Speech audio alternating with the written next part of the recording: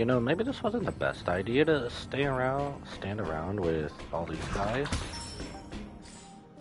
Alright, let's at least teleport to the place we want to go to. Just so we don't have to listen to them tap, tap, tap, tap, tap. Alright,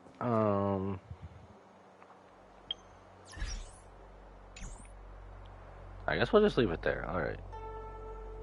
I gotta make sure stream's going good on this end too, so...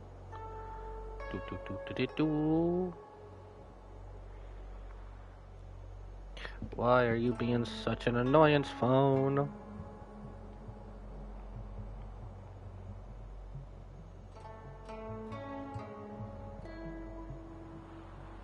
Okay, okay. I think we're good. Noise.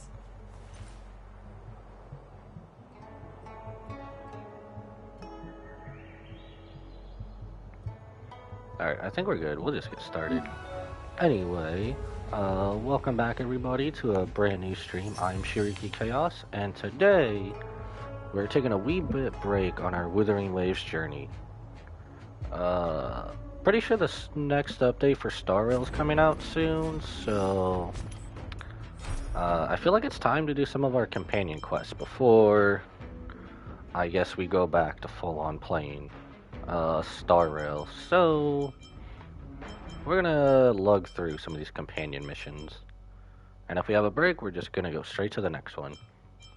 So I figured we could start off, well, we have a bunch, but I figured we could start off with the one with March, since I neglected it ever since we left the Joe. So, and I'm pretty sure Amphoreus is gonna have a lot to do with March, so I figured we could just start here and then we'll just take it from there. So without further ado, welcome in and we'll get started. Alright, chat with Fushuan about how to search for her lost memories. That's right. That's what this one was for. A little description. Alright. Right there, let's go! Alright, woman, help us out. You're the all-seeing master diviner. Help us out, woman! So, have you acquired something from your past? As a nameless, surely you must have souvenirs from your journeys that could evoke memories. Oh, I remember the start of this quest, we kind of just picked something out of her room, if I remember correctly. So, I don't know. I've got lots. It's just, I don't know what to choose. All of them. Oh wait, we are doing all of them. Never mind. I was saying that as a joke. But Proof all that I right. boarded the express. The conductor gave me standard this. banner ticket.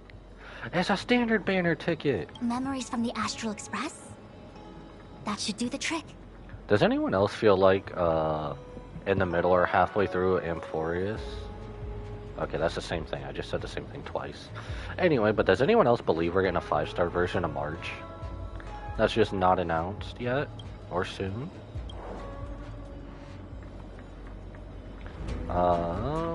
March's unapologetic smile is displayed on the permit. The note below reads, March 7th, level 1 researcher. You vaguely recall that researcher level starts with 2. The only career path this permit opens is one that leads to the bathroom. Something related to your work. Good. Did we really need all this? Maybe we did. Actually, this won't do. She never really worked there. That's funny.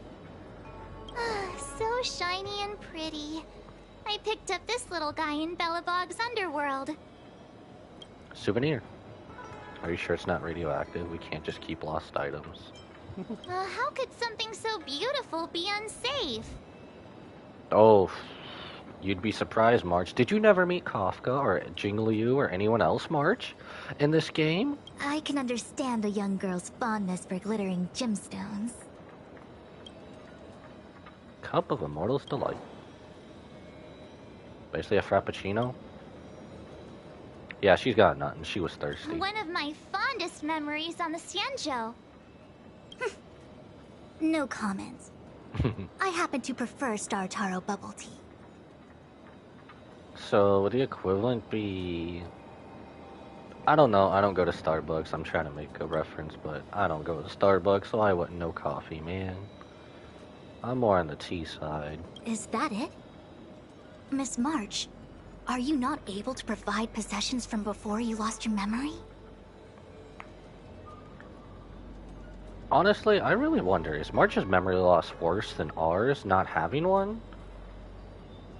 Honestly, I wonder what you guys think. Because honestly, I'd say March's is worse than ours. Because ours is probably similar to Rover's from Wuthering Waves. Before I lost my memory?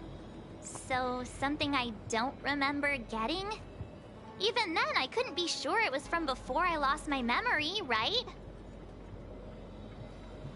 Yeah, about so. It Yo, may what's be up? strange to you, but to infer the past, I need materials that were pertinent at that time. Could you try recalling some memories again? From before the memory loss. Before the Express. She was encased in ice like Captain America. I'm sorry, Master Diviner. When Himiko found me in the ice, I was stark naked, like a newborn baby. I didn't have any items with me. And before you ask, no, I don't have any of that ice lying around. Oh yeah, because it basically all melted, It didn't melted away not long after I was rescued. Y'all didn't think to put it back on ice? That's funny. Sure about that? What about your six-phased ice? Oh yeah! You sure are a smart cookie. My six-phased ice ability must date from before the memory loss. Master Diviner, any ice I create should do, right? I hope It so. should indeed. I'll have someone place the material in the base of the terminal of the Matrix. Miss March, please position yourself in the Matrix core. We may begin our inference whenever you are ready. Moments later, okay. It is time. That was like a weird sudden pause, but alright. Ask Fushen to place March 7th into the Matrix of Prescience to recall her memories. So this is like what we did at Kafka, isn't The it? Matrix has clear diagnostics. Miss March, are you ready yet? I'm pretty sure I should be almost kinda ready to go. Please be prepared. Not all memories are suitable for reawakening. People carry with them much pain and suffering. If you're not ready, we can pause the inference process. I would never wish for good intentions to result in harm. So I've done really good on avoiding any and all spoilers so I can experience it for the first time for myself. So is this about to get crazy? I'm okay. Or is it going to be Let's anticlimactic? do it. Only way to find out is to give it a go. I guess we're doing it. Very well.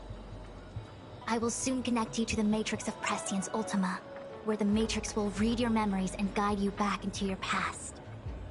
If you reach a block in your memory, the Matrix will use the data gathered to derive a scenario and construct a possible past for you.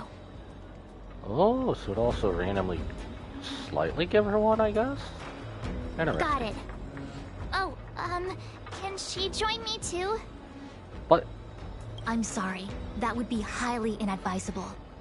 You form the nexus of the Matrix's inference. She would only introduce redundant data to the system. It might mix our past into one, wouldn't it? In other words, inside the memory palace that the Matrix constructs, the only person you'll be able to count on is yourself. Can't say I'm filled with confidence. Don't worry. I can communicate with you from outside the Matrix and manipulate the recollection process to a certain extent.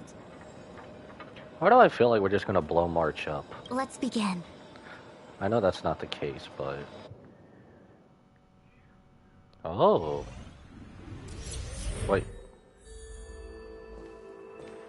The Fushuan Matrix of Pop? Prescience has Okay, I didn't reconstructed know. your past. Before you is a space generated from the memories and items you provided as raw materials. Why is there two Fushuans? And there's us right there. Are you okay, Miss March? Was that Ting Yun in the back? A little dizzy. I think we're all good. I don't know. I'm good. Everything seems normal. Huh. You have a strong constitution. Hey, it's Jing Yuan. Most individuals feel nauseous after being presented with a dizzying excess of information provided by the Matrix.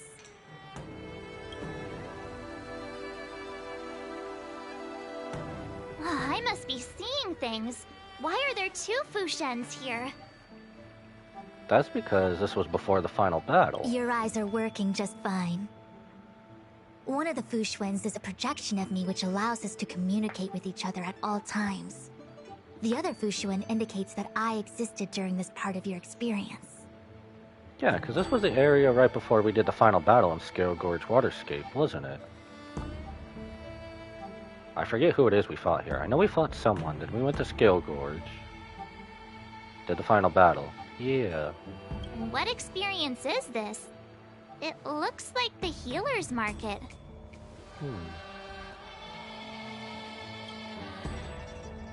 You know, after getting Xing Yun back as Fugue, it's kind of weird to see her in her 4-star form. form. Unless I'm mistaken, this must be the time we broke into the Alchemy Commission. Really? That can't be right. I remember there were lots of Cloud Knights in the plaza. And we kicked their butts, too. Well, this is just a Matrix inference, remember? Distortions are possible. Although the scale of this distortion is surprising. Is that good or bad? Try communicating with the Fushuen you see over there.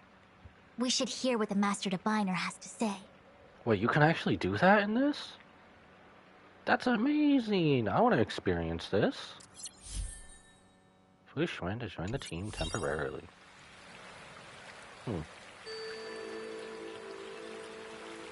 Wait, we turned into another one? Oh, okay. Point out the fake Fushuen. You would never have your arms crossed. Miss Fushuen, I don't that know. you? I'm just choosing one. Wrong, Fushuen. Talk to the other one. Okay, never mind. I guess you would never have your hands on your hip. Miss Fushuen, is that you? How ironic if she says the same thing. If we want to resolve the Stellaron crisis, we must refine the question. What is the crux of the problem? Generally, it is believed that when one seizes on the crux of a problem, the problem will split open like bamboo on the edge of a knife. Nobody could have foreseen the catalyzing effect of the Stellaron on the ambrosial arbor. As the ancients said, blessings bring about misfortune and vice versa. Nature has its own algorithm, and it is precisely when fate wins betwixt blessing and misfortune that I, a Master Diviner of masterful proportions, am called on to save the people of the Luofu. What the heck is she talking about? Master Diviner, did you actually say that at the time? I can't remember. I remember her being less words, more action. It would appear that in Miss March's estimation, I'm somewhat of a blabbermouth. Oh my gosh. Exposing No, yourself right here, why don't I've you? always seen you as a masterful Master Diviner. I don't think that helps the situation much. Despite the obvious distortions in this experience, the base materials from which it is composed are taken from your actual memory. There is no falsehood here. In other words, your subconscious mind thinks that I talk in tongue twisters. Maybe I could see that? She uses big words. It's mainly just that I, can't always comprehend the lofty ideals and, principles you discuss. Forget it. Now is not the time for losing one's temper. If the inferred experience is distorted, we should focus on filtering out each distortion one by one. Otherwise, we won't be able to trace your memories back any further. So, can I go over there and talk to myself? This is getting a little complicated. Is there a simpler explanation? Draw your bow and fire an arrow at that Fushuen. Actually?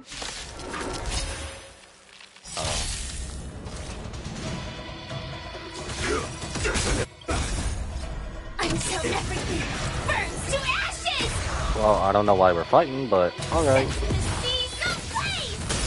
We came together. Take your positions. All things in this world have If I their remember, laws. she heals, right? Human creations.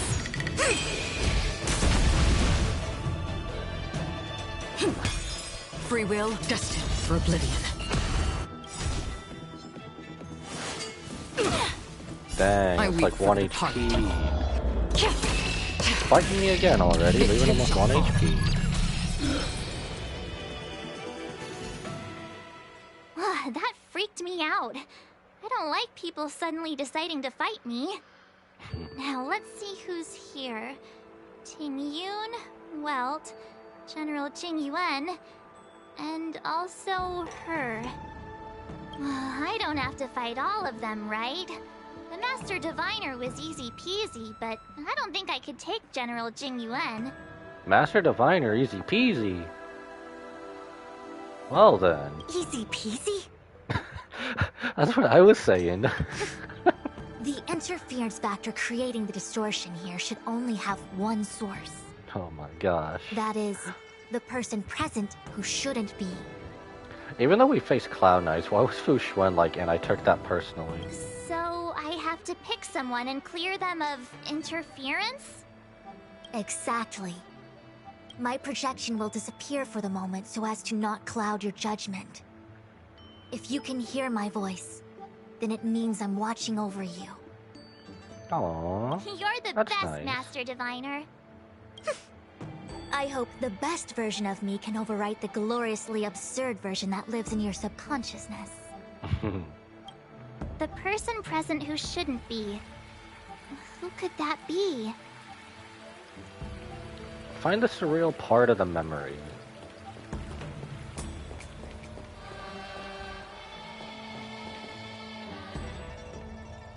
Alright, you know what? I'm talking to myself. I gotta do it. Hey, fancy seeing you here. Hey, it's fine if you don't want to talk in real life, but this is my memory, so it's my rules.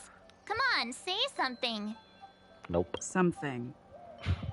Oh, I love it. I love it. Seriously? Yes, seriously. We have similar recollections of her.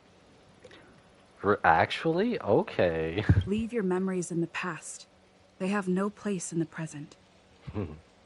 Did you hear that, Master Diviner? Now she's talking weird. We always talk weird. Clear distortion, wait. Are we actually the distortion, or is it going to be all of them? Hey, what? We just snapped ourselves out of existence. Okay. Mr. Yang, hi there. March, get ready. The next fight is going to be very dangerous. Huh? Which next fight? Stay focused. Phantilia is headed for the Ambrosial Arbor. If we don't stop the Lord Ravager, it'll be a catastrophe. Okay, alright. Got it. Another thing, the future is what's most important for us. Don't you agree, March? Yes. What? Sure. Dwelling on memories can numb your sense of the present and inhibit future ambitions. Miss Fu Shen, do people in memories always say weird stuff like this? The distortions we are experiencing are unorthodox. You don't say. I guess we'll go down the list. Why not? Roll up, roll up! Miss March, would you like to take a look at the latest edition of the Xianzhou Beauty Index? The chance of drawing a Luofu Playboy card is super high right now. Damn, okay. Miss Ting Yun, it's great to see you so happy, but I can't help feeling a little sad. The past is in the past! What is there to feel sad about? Live every day as if it were your last. Don't be sad. Must we clear all the wrong options? It's called perfectionism. So I guess we're just clearing everybody then, okay. General, hello! Nothing. General? General Jing Yuan? Jing Yuan? Bro was sleeping, standing up. Oh, what's Okay. his deal? Who falls asleep standing up anyway? What's weirder, people who stand up sleeping or people who sleep with their eyes open? This is clearly your subconscious projecting onto the General. Ah, I remember now. The General wasn't there when we broke into the Alchemy Commission. Looks like we found the source of our distortion. March 7th. Ah! You scared me. Why'd you wake up so suddenly? Are you not satisfied with your life as it is? I'm satisfied. Then why are you obsessing over the past? Oh, we're in a fight again? Alright. In position. Until everything burns to ashes! So I guess we did get the right one. Let's go. Set to the seas of flame! All things in this world have their laws. Human creations!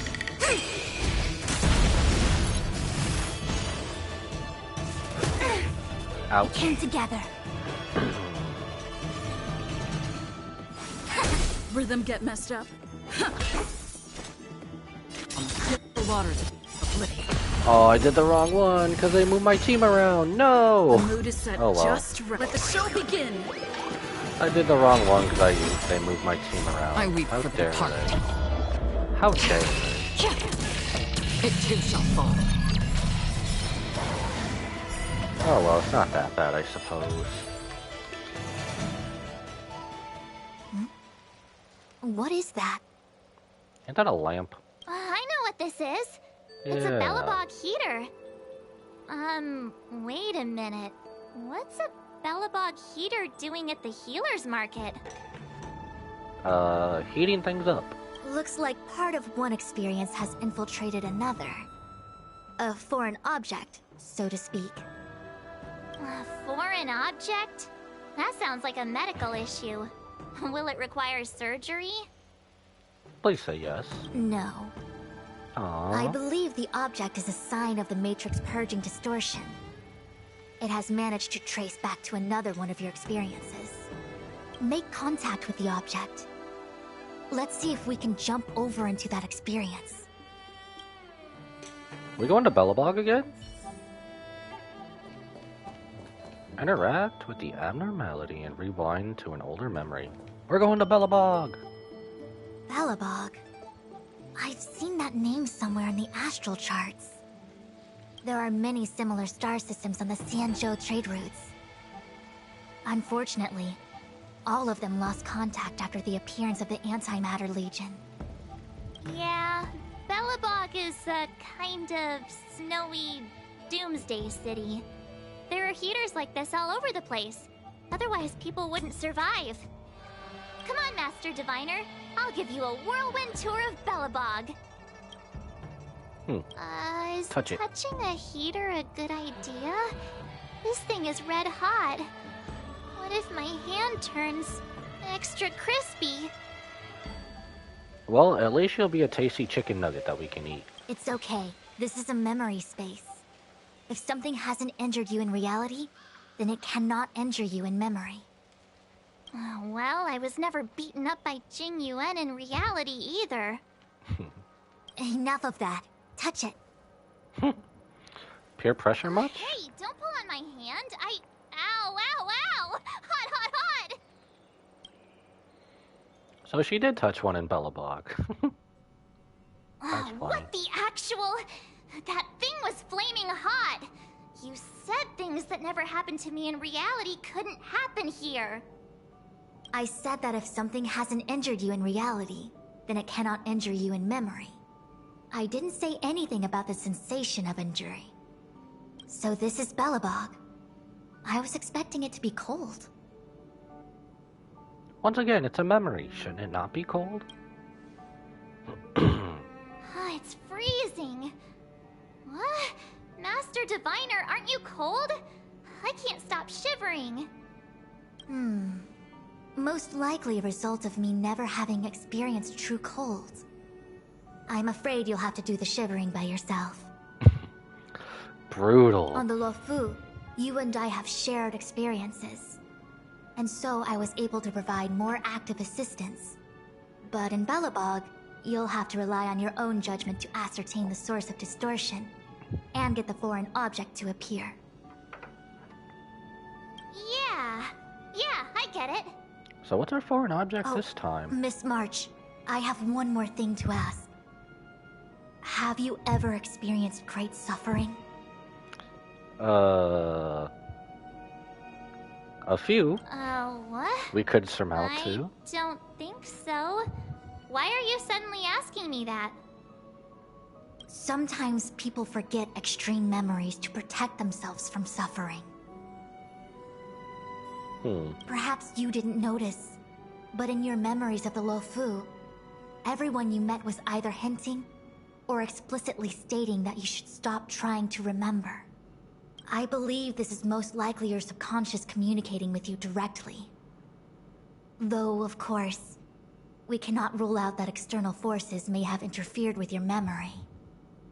In the latter case, it is possible that someone decided to leave warnings in your subconscious to prevent you from recalling the truth. Oh man, if that's actually true, I'm scared to go to Amphoreus. Because if they're actually going to reveal the whole entirety of March's past and everything, and how it ties into the story, oh my gosh. I know it's going to be a banger story. Probably the best that we've ever seen since Penacony, but I'm almost kind of scared to go and see I want to know what their life was like, but that's kind of scary if that's true. Am I really that important to someone?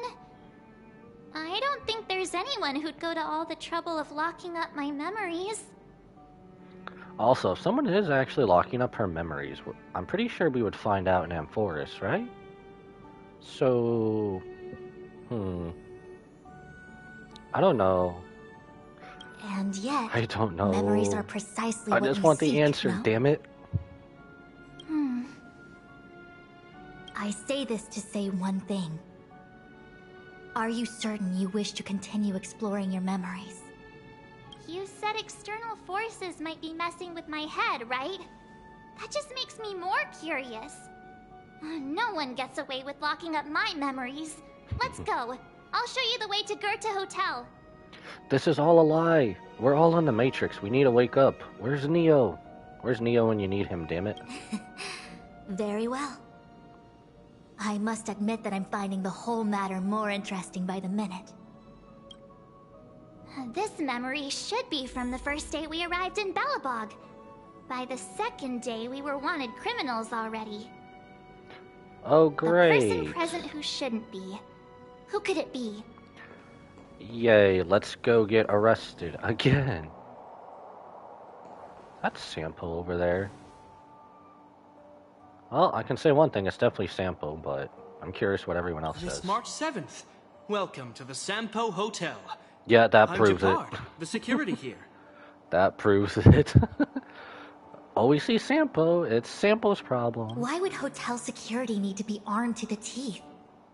Is there great lawlessness in Belobog? No. Jabard is the captain of the Silvermane Guards. Just like how the Luofu has its own Cloud Knights captains.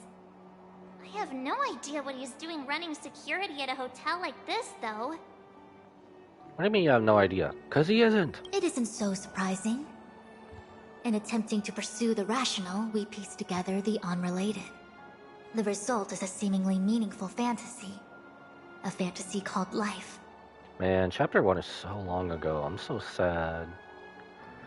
Honestly, after Amphoreus, I wouldn't mind going back to Eurylos 6 and Belobog to see everything. I guess it would have to be kind of in the future. Okay, like in-game canon, how many days have went by since we've left Belobog? Because if it's been a while, I wouldn't mind if we go back and then the whole place is different. Like, you can kind of switch between Belobog 1, which is like, I guess the chapter 1 stuff, and then chapter 2. I don't know. That might be hard to do. I'm not Excuse sure. me, Miss March. Do you need anything? If there's nothing else, please let me get back to my duty. You're just standing here, bruv. Also, allow me to remind you, You cannot change the past. The future is all that's left for you. That actually does feel like something he would say. Clear distortion. Bye-bye. Fade out of existence with a Thanos snap. Payla. Welcome to the Sampa Hotel, Miss March. The Sampa Hotel used to be called the Goethe Hotel. After old Goethe retired, Sampo managed to trick his way into acquiring this place and renamed it after himself. Okay, I know going along with what I just said, I kind of want this to happen. Because honestly, it'd just be goofy. If this actually happened, this would be goofy with what I just was saying. Or theorizing. Luckily, the high-quality service of the hotel remains undiminished. It's still the best place to stay in the administrative district. I should mention, the Sampa Hotel's new slogan is, "Don't think about the past. Strive for your future." Sounds like the kind of ad copy that Miss March would like. I don't really feel that's more of a Sampo slogan though, but alright. This girl seems quite trustworthy. That's just the work of my subconscious mind. Interesting. Listen. The tea service at Goethe Hotel is first class, especially this Whale-Tide Spring. They say that an architect once used the preservation's power to make camellias bloom on the snow plains, and that this tea is made from those leaves. Whale-Tide Spring? Isn't that a variety of Xianzhou tea? My brain must be filling in the blanks. Probably because I never drank any famous tea in Belobog. Ugh, so bitter! Yuck! Bitter tea is good for your health.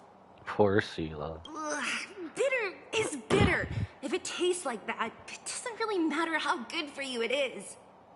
Is this the punishment she gets for not having a rerun in like almost over a year? There's an old saying in Belobog, "Blessed is he who can eat the bitterest of bitter."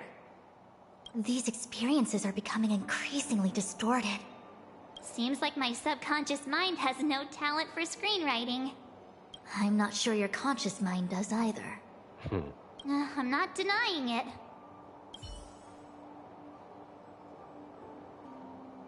Wait, so is this going to be a different, or is this the same? Excellent cup of tea. It's a pity not everyone can appreciate its beauty.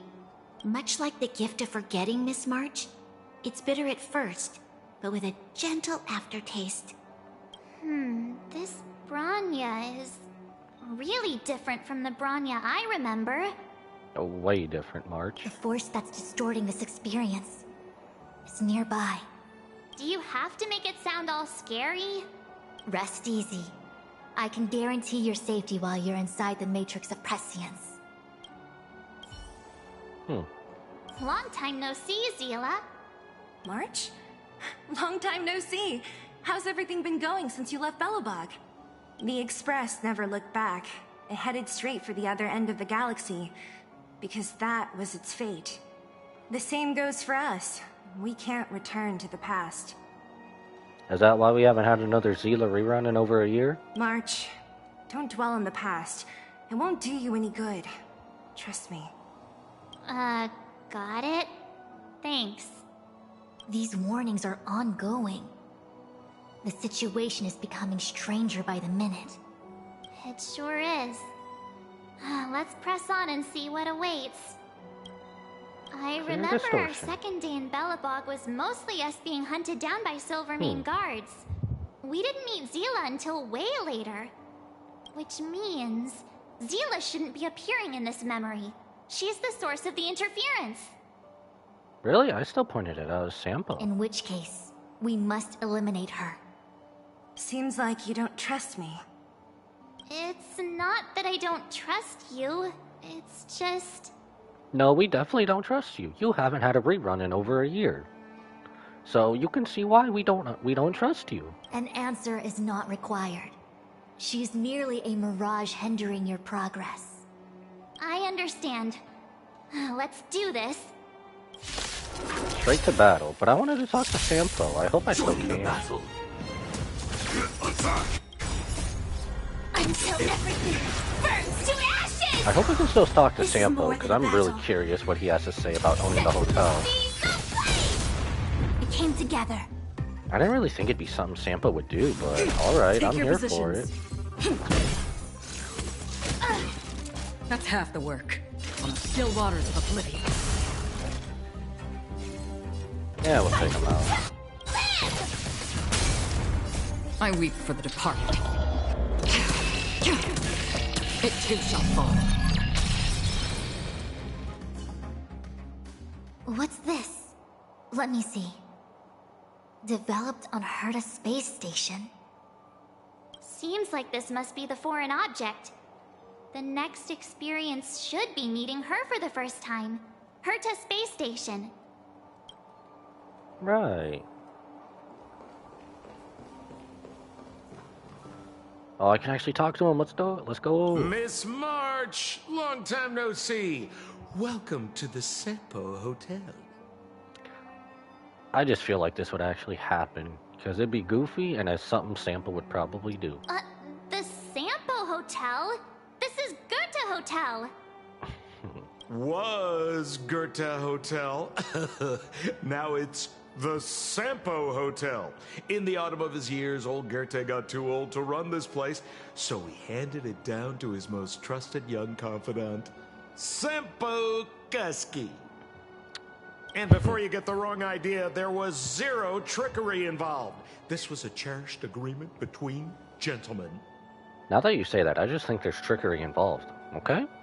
I just think there's trickery involved. You see, old Goethe and I chose to face the future instead of clinging to memories of the past. You should do the same, March. This blue-haired fellow has an air of deceit about him every time he opens his mouth. It's so bad even Fu Xuan can see it. You don't need a jade abacus to get a feel for Sampo. Well, disappear. Alright, let's investigate the Shame we space didn't get station to see thingy. the stunning vistas of the snow plains. This hotel lobby must have left a deep impression on you. Yeah, we were being hunted down in the hotel. Well, waking up after a great sleep in a comfy bed to find out you're a wanted criminal tends to leave a deep impression. Fair enough. Let's move on to the next stop. I mean, the last stop. Let's go. So long as you're ready. Touch the foreign object. I'll take a monitor over a red-hot heater any day. I mean, it could still electrocute you.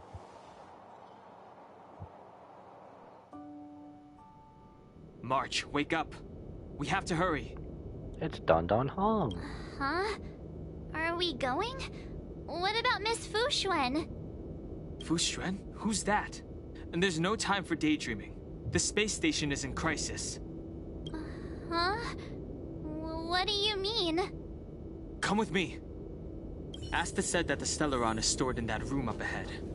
I'm guessing the Legion might also be interested in its whereabouts. I know this memory. This is before we met her.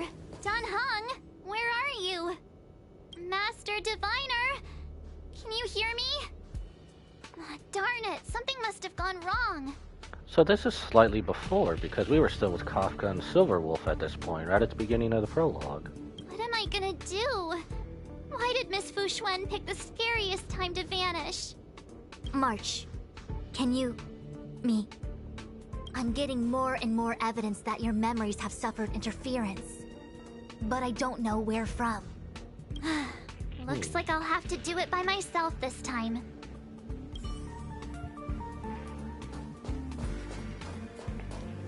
Well then.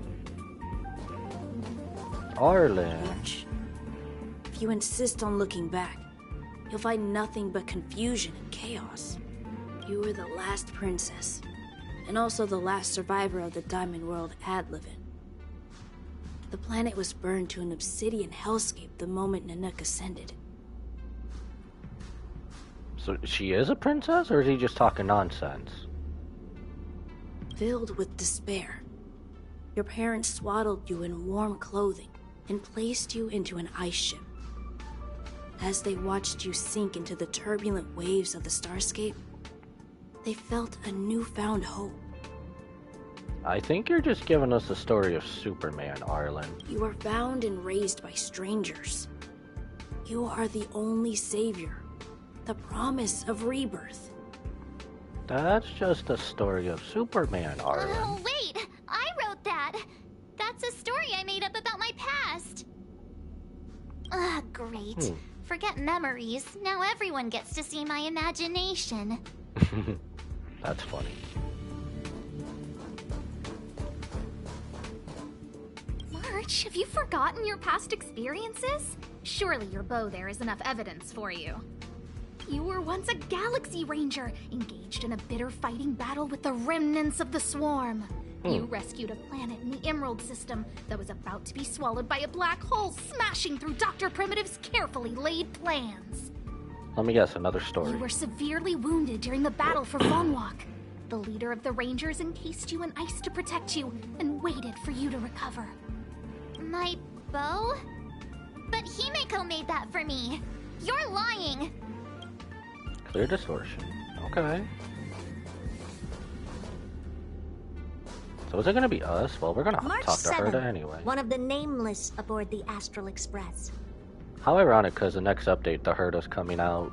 5-star Herda. After being picked up by Himeko, she was freed from the six-phased ice in which she was encased. She lost all memory of the past.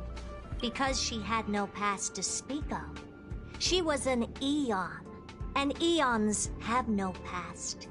From the moment they ascend, the past and future of their existence becomes inundated by their path.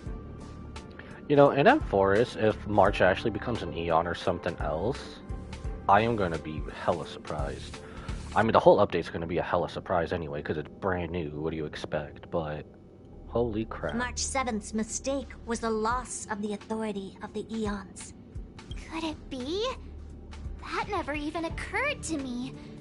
But I guess it's not impossible. Finally. All done. I better meet up with Fushuen if I want to keep going through my memories. So I guess the surreal part of this memory is us, isn't it? March, leave your memories in the past. Why do you insist on returning to them? If they were so important to you, wouldn't you have remembered them? The moment a nameless boards the Express, a new life begins. We set out on a new road, never to return. Explore, trailblaze, but do not dwell on the past. You'll tarnish the reputation of the Nameless. Enough! You're not her! Nothing like her! She would never try and force me to give up something so important to me. This would be around the time we would make fun of her. I don't care who you are. Disappear right now and let me pass. And don't you ever pretend to be one of my friends again.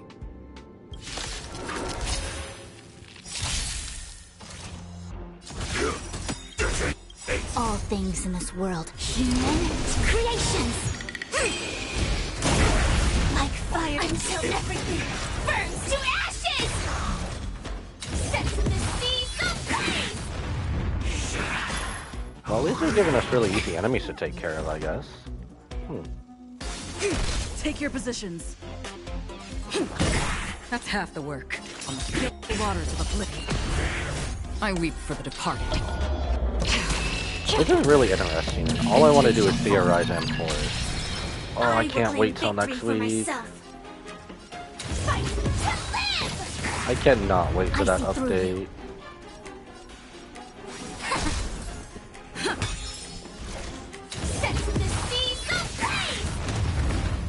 Free will, or was it fate destined for oblivion?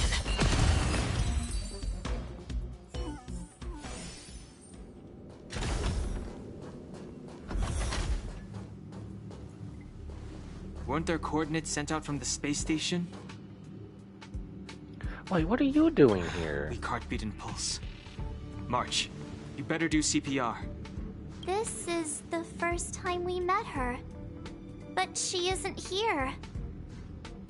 Why is the one memory of Chaos person Who there? are you? I don't remember you. No one else should know about you except for us. The player. I am a messenger of the Garden of Recollection.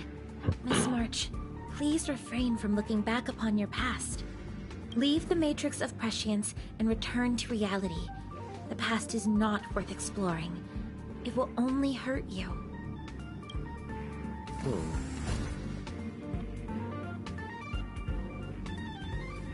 You're the one who needs to leave. I'm not letting this go. The Garden of Recollection? Did the Glow Swader send you? Are you the one meddling with my observations? What do you want with this girl? No matter the nature of your intentions, stealing others' memories like this, deceiving them, blinding them. Oh, she's actually here in the flesh. I cannot allow that to happen. You leave me no choice but to resort to unconventional means. But I thought no one else knew about her except for us. And you were to stay on the Express. Miss March, this might feel uncomfortable, but I'm going to enter your memory world and help you clear out any obstacles. Target sighted. All units on alert. All things in this world, human creations. The mood is set just right. I did say something about wanting a stronger enemy. Let the show begin. This is getting more interesting and interesting. Like fireflies to a flame. Kind of happy we're doing it right before Amphoreus. Until everything burns to ashes! Fight to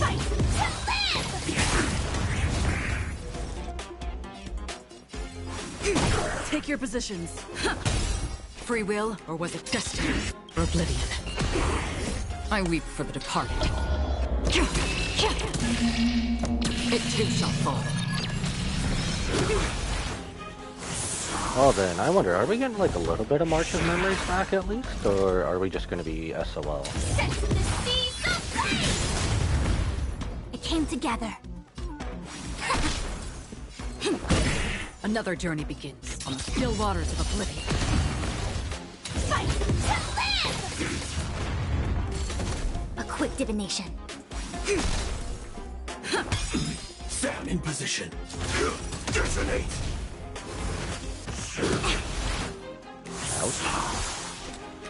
Destined for oblivion. Attack. Until everything burns to ashes! Set the seas ablaze!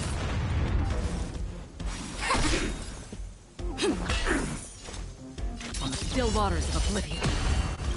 Oh, that's seriously not enough. Okay, bro. It too shall fall.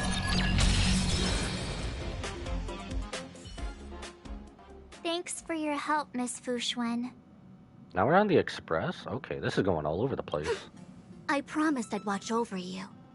Besides, I've been blessed by the Wisdom Walker. I will never tolerate efforts to impede the truth. That person said she was a messenger.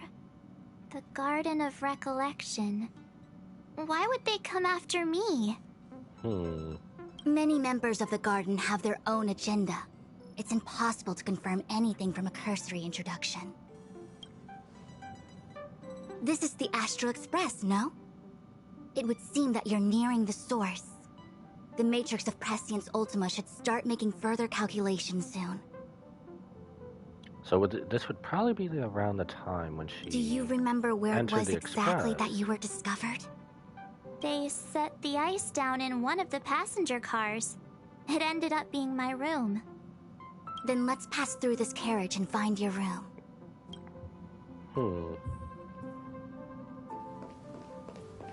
Dan Heng, let's crack open this ice block. Perhaps we can still save the girl inside. Be careful not to harm her. That scared the crap out of me. I've got this. Pom-Pom, go and get the first aid kit. Friggin' did a TV glitch on me like back in the day. Going, gone! Oh, that's right. I forgot I changed Pom-Pom's outfit. This must be when the crew first found me. I don't remember a thing. Some memories are buried deep within you. It takes time for them to resurface. Alright. Let's get this. What's going on? How come we're back at the start? It's not that long of a haul, March. It's the messenger. She's interfering with your movements again. Don't look back. Keep going forward. Don't look back. Keep going forward. Himiko? Is that It her? seemed like that kid was trapped in ice, but the substance doesn't share the same physical properties. How bizarre. The crystals show at least 6 structures under differing conditions. 6 phased ice. The galaxy really is an enigma.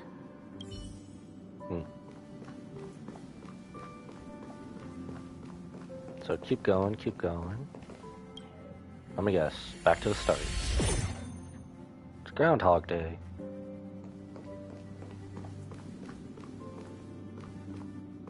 Of course, I hope we can take her in.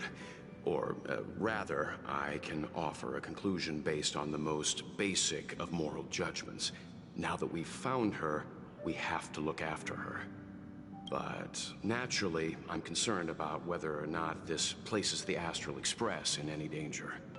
The Astral Express welcomes everyone. Don't worry. Do what you feel is right, and Pop-Pom will take care of the rest. Thanks. I feel more at ease now. I just hope she'll have a good time on the Express and not feel too alienated from the rest of us. Stop worrying so much. Pom-Pom will say it again. The Astral Express welcomes everyone. Find a way to delete this memory. As we are stuck in Groundhog Day, huh? Is it simple? Do I have to go to the passenger cabin? Maybe we do. Okay, we're gonna try this one more time, and then I think we might have to go to the passenger cabin. Everyone agreed to take you in. I'm in exile. And by the look of things, you might not have a home to go back to either. But here on the Express, nobody is alone. Himiko said that your vitals were all stable. She just didn't know when you'd regain consciousness. Alright, we'll see if there's anything after this, but then I think we have to go to the passenger cabin. That's what I'm thinking. The Interferer has been thwarting your progress this whole time. Unless she's gonna straight out tell us go to the passenger cabin. Maybe the only way for you to find your past is to take a step back. Oh, it eventually put us over here anyway, okay. Well, we would have found this out anyway. Don't Alright. look back. Keep going forward. I get it. If I do the exact opposite, I'll find my way out. You're a true genius, March. As soon as you open this door, the Matrix of Prescience will start calculating your past. Whenever you're ready. So, another theory I have for Amphoreus, we're supposed to be on the path of remembrance, right? Us as the Trailblazer. Are we the ones who's gonna give March her memories back? Like, actually in full? Or, as the story unfolds, is she just gonna get it back or something? I don't know. Too many theories. Is this my room? I didn't get a chance to tidy up. Don't judge. This is your room? That block of ice in the center. Has it always been there? Nope. Oh, block of ice in the center. Give me extra jades. Ice? Ice, ice, baby. This must be the foreign object. Looks like our exploration has reached its final stage. I will confirm one last time. Are you sure you wish to keep exploring your past? Yes. I'm sure.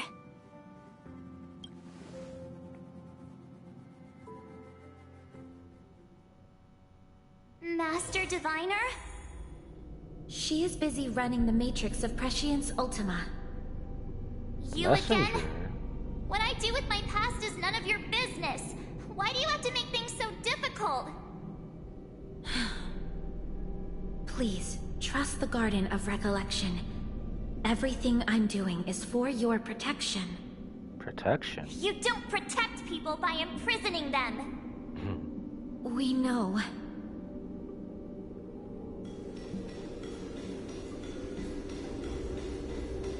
If you are truly set on learning about your past, then come with me. I'll show you the origin that you seek. I hope that you will refrain from exploring any further than this. Trust me when I say, nothing good can come of it.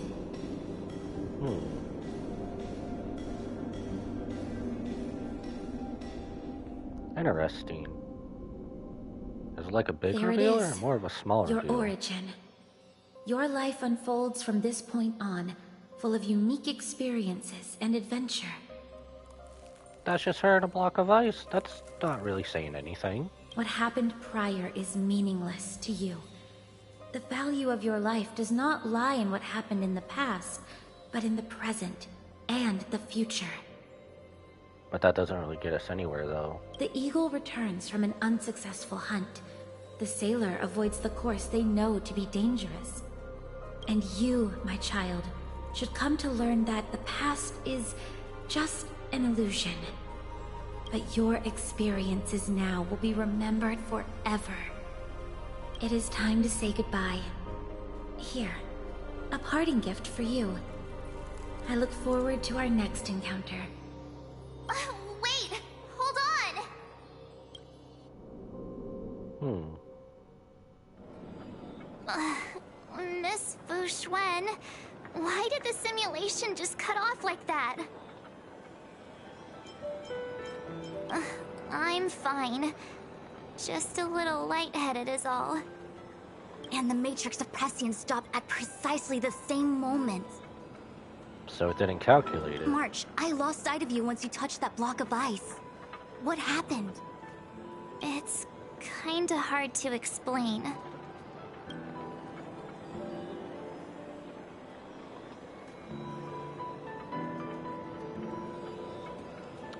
So we eventually tell March about the messenger. That mysterious girl was really a messenger of the Glow Swather? Glow Swather? You mean Fu Li, the Remembrance? Are they the Eon connected to my past? No, it's too early to draw such a conclusion. All I can say is that it was very likely an Eon that sealed away your memories. But not necessarily Fu Li. If it's an Eon, would that tie into Amphoreus? When the messenger spoke of protection, perhaps she meant the following. The Glow Swather wasn't the one who sealed away your memories. They are interfering to shield you from these very memories. Came away empty-handed, we're still none the wiser. It's not so bad. At least I know it has to do with the Garden of Recollection, right? It seems like retrieving memories is beyond the operational spectrum of the Matrix of Prescience Ultima. That's alright. You've helped me so much already, Master Diviner. I owe you a big one. If you'll excuse me, I must organize an inspection of the Matrix. Fingers crossed there's no damage done. We'll leave you to it then. Run. If we broke something, there'll be a huge bill to pay.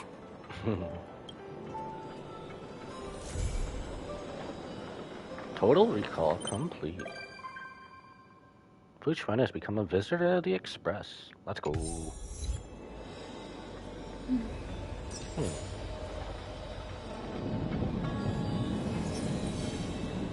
Well, I guess there's that companion quest done. What else do we have?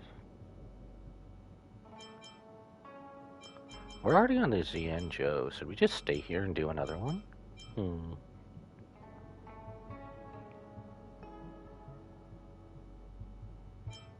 I forget what this one was.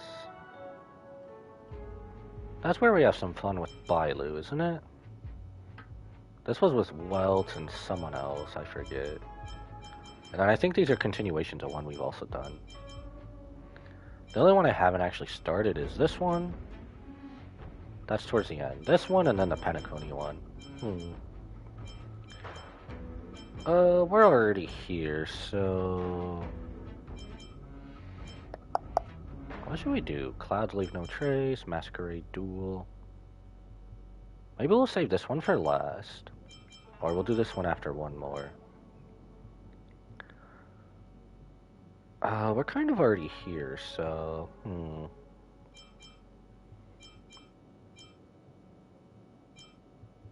Yeah, let's go here. Why not? Oh no, we'll just pick one. We're already on this again, Joe, so... What is this? Is this to continue?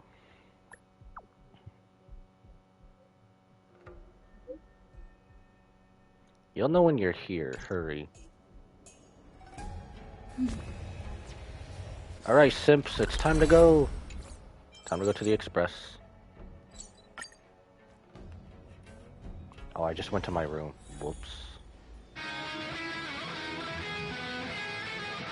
Oh, I forgot I changed that. Whoopsie.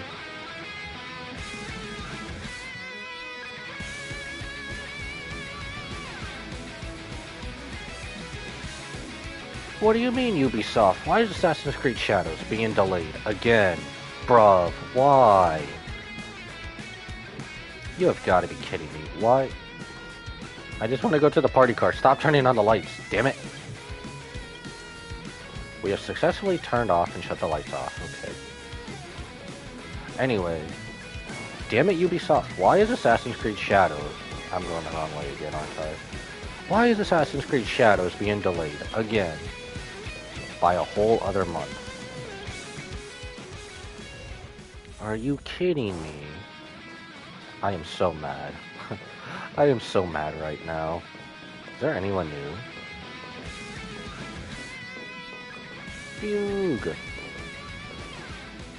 Poor Pom Pom. We should check on Pom Pom. Where was March? Isn't this her room? No. This was her room. No. Which was her room again? I can't remember. Oh, it was this one. Huh? I just found this in my pocket. How did it get there? Pocket? What is Looks it? like a light cone. Didn't that weird voice in the Matrix say something about a parting gift? Well, I guess this is it. My origin, huh? I don't know why, but the voice sounded friendly to me. I don't know about that. Well, I guess I'll keep it then.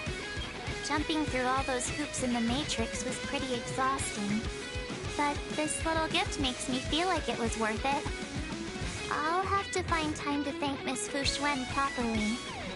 I really owe her one. March 7th origin. Oh, her actual light cone.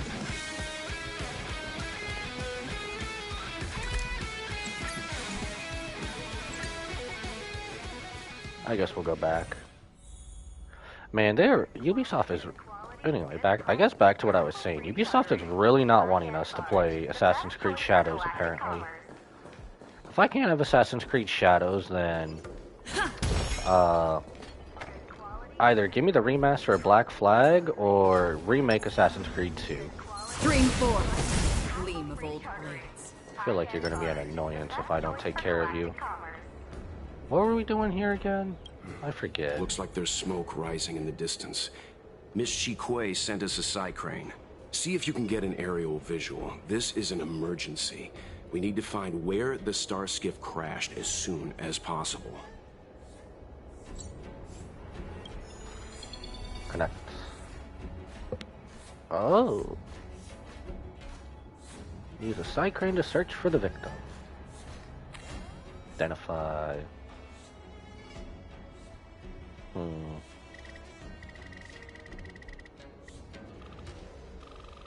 I feel like we actually have to move.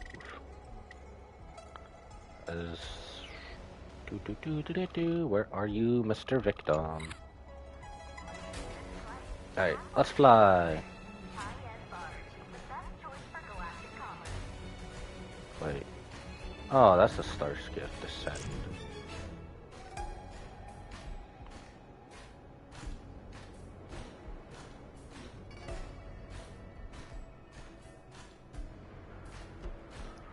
If it's showing right here, why is there no person? Oh, gotta search. Okay. We found it. Looks like the pilot isn't inside.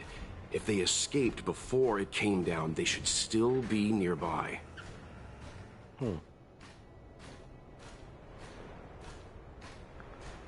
So I guess we gotta search then.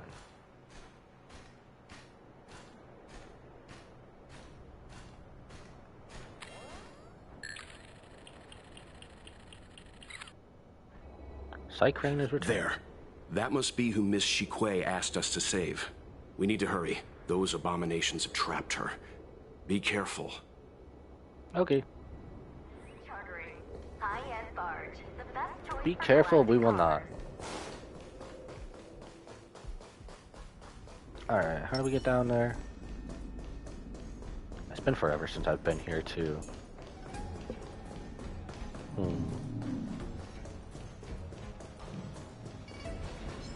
Stream 4. Gleam of old blades. I guess we'll get this real quick. No, you stay on your little merry way. Oh, I forget, we can't jump off! Even though it perfectly makes sense. Stream 4. The gleam of old blades.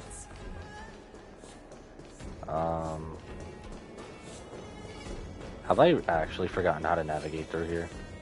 Good quality, good price. Hassle-free chartering. I've actually forgotten how to navigate through here. Oh my gosh. What did that do? Oh. It's an elevator. I legit forgot how to navigate through this place.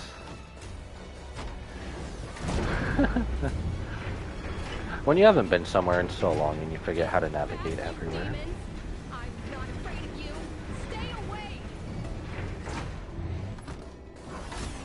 Oh, I forgot to wait just for this to pull out the landing gear.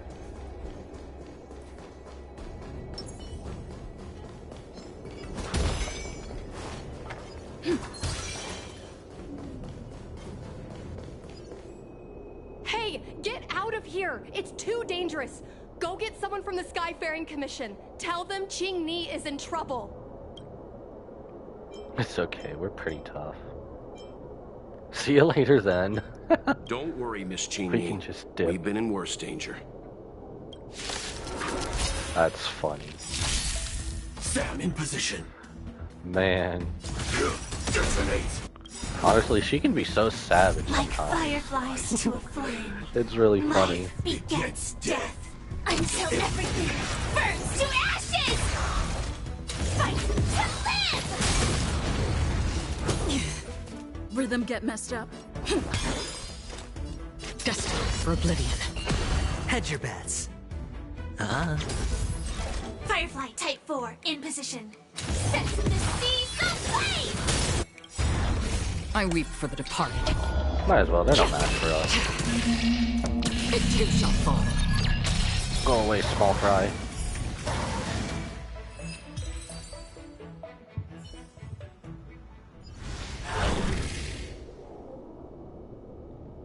There are we too haven't- many monsters. Let's hold out for a little longer. The Cloud Knights should be here soon.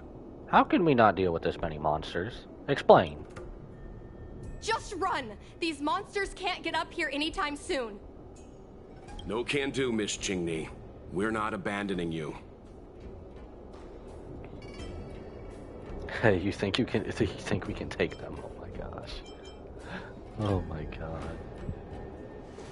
You two have held out long enough. Help is at hand. Oh, I remember. This is the Yukong companion story, isn't it?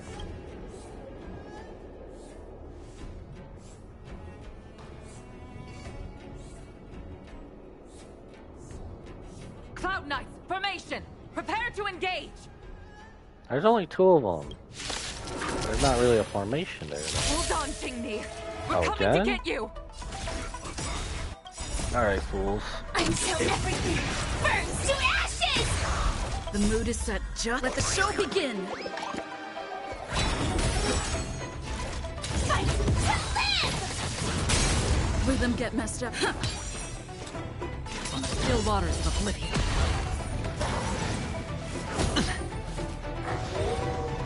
Sure, I'll play along. Munch all you want. I will claim I weep for victory the for departed. myself. It too shall fall. Set the seas ablaze! This is more than a battle. More wolfies. Alright. Rhythm get messed up. No dirty tricks, alright? Destined for oblivion. Watch your head. Man, they really don't like adventuring. I hit the mark. Uh-huh. Set the seas ablaze! Again. Take your positions. That's half the work. On the still waters of oblivion. I weep for the departed. It too shall fall.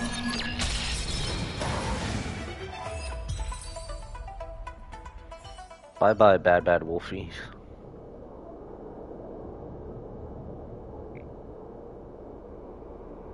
The Cloud Knights I have didn't know rescued the the girl. Hellmaster of the Skyfaring Commission dealt with situations like this in person. Pretty cool, right? Indeed. I should be reviewing files in the Palace of Astrum. However, Qing-Ni decided to put herself in danger and trouble our esteemed guests with her safety. As her mother, I couldn't sit idly by. Qing-Ni, have you thanked your benefactors yet? Thank you, benefactors. No need, Miss Qing-Ni. It was nothing. Easy as taking out the trash.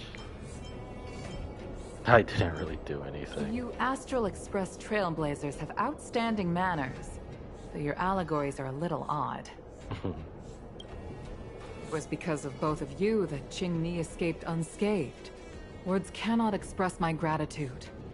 In fact, by way of thanks, I'd like to invite you to the Palace of Astrum for tea. It is about time we knew each other better. The feeling is mutual, Lady Yukong. We would be honored. Then, for now, I will excuse myself. Qing-Ni's irresponsible actions caused much trouble for the two of you. Allow me to apologize once again on her behalf. You always do this, Mother. Scold me before figuring out what actually happened. It was a dire situation. I was the only one who could... You promised me, Qing-Ni. We shall discuss this when we return. Please excuse us, benefactors. I look forward to our meeting. I didn't know Yukong had that side to her. You mean a scary mom's warlike side? You have a unique way of putting things. I mean, that's what makes us cute. But you're not wrong. Appearances seemingly tell us little about the lives of the Xianzhou's leaders, no matter how long those lives may have been. I mean, when you think about it, it makes sense since they're long-lived species and they live like 300,000 plus years, however it is. Yukong's inner worries and concerns came to the surface in the presence of her daughter. Only then was it clear that she, too, is somebody's mother. Also, don't forget that they can also reincarnate, basically. Yes. After all, I know what it's like to worry over a kid's homework and whether their lunch is healthy enough. But there's something I don't understand. Yes, Qing-Ni piloted a star skiff without permission and put herself in danger, but she meant well. Nevertheless, Yukong's reaction suggests that there was something more. Anyway, let's head over to the Palace of Astrum. Best not to keep Yukong waiting. No, but we've been invited. We certainly don't want to be late. All right, let's head out before it gets late. To the Palace of Astrum. Let's go. Oh, we haven't been here in a minute. We haven't been everywhere in a minute, is honestly what I should say. Why won't you listen to me? Because it's my life!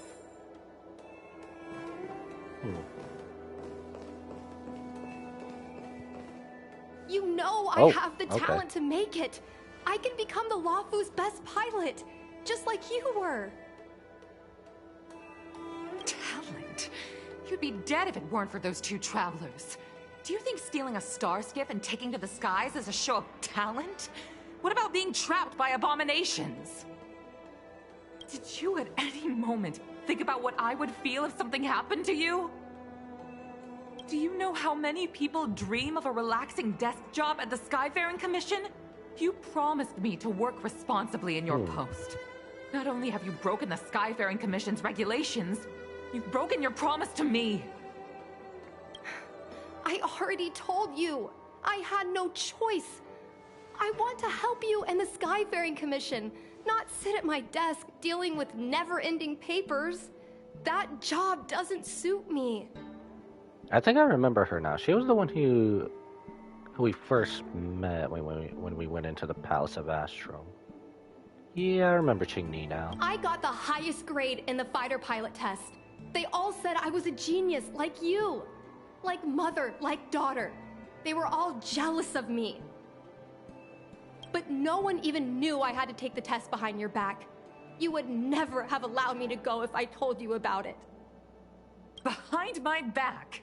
Do you really think you could have walked into the test and sat in the cockpit if I hadn't given my permission behind the scenes?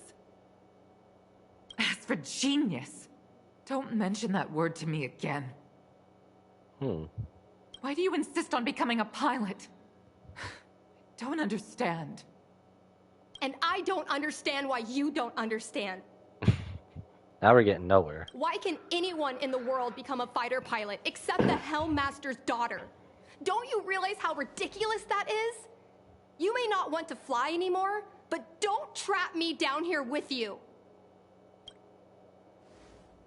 Ching-Ni, where are you going? Anywhere but here.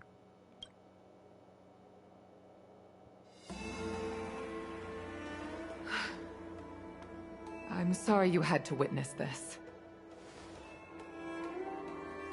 As though there's not, like, other people here who are just tuning us out? Okay. Apologies, Madam Yukong. We should have given you some time. I told you we'd be early. On the contrary, I apologize for allowing my own personal matters to encroach on your time. We don't intend to pry into private business, Helmmaster Yukong.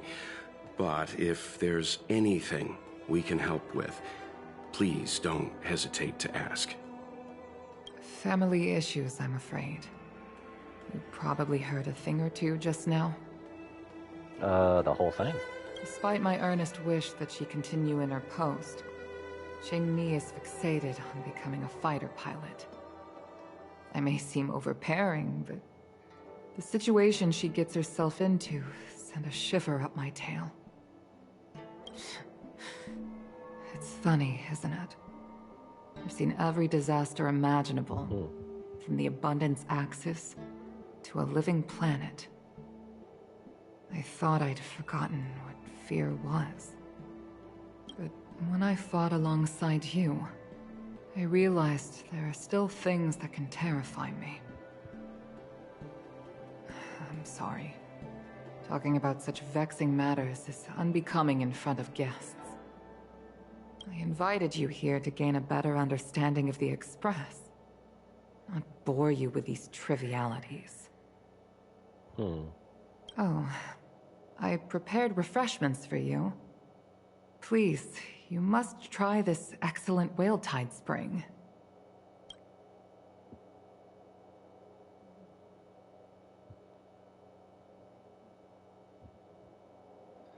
Please accept these gifts as thanks for saving my daughter. I'd heard that the Nameless had traversed the Starry Sea, but I wasn't prepared for how much I could learn from you. Well, I'd heard from members of the Skyfaring Commission that you were a top-tier pilot, Madam Yukong, and an ace among the Cloud Knights. Now that I've seen you in action, I know the rumors were true. I hope to witness your flying ability for myself one day. We'll head off now. The Commission must be busy. I look forward to our next meeting, Madam Yukong. So is this starter quest over or not yet? On my flying ability, I'm afraid I'll have to disappoint you, Mr. Yang. The sky no longer suits me.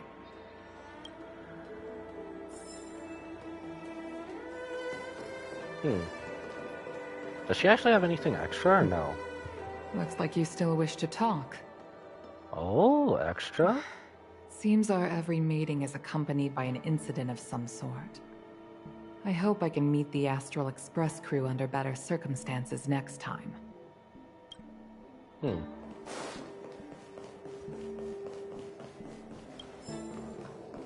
Memories to be illustrious. You think you're that good, huh? Why don't you...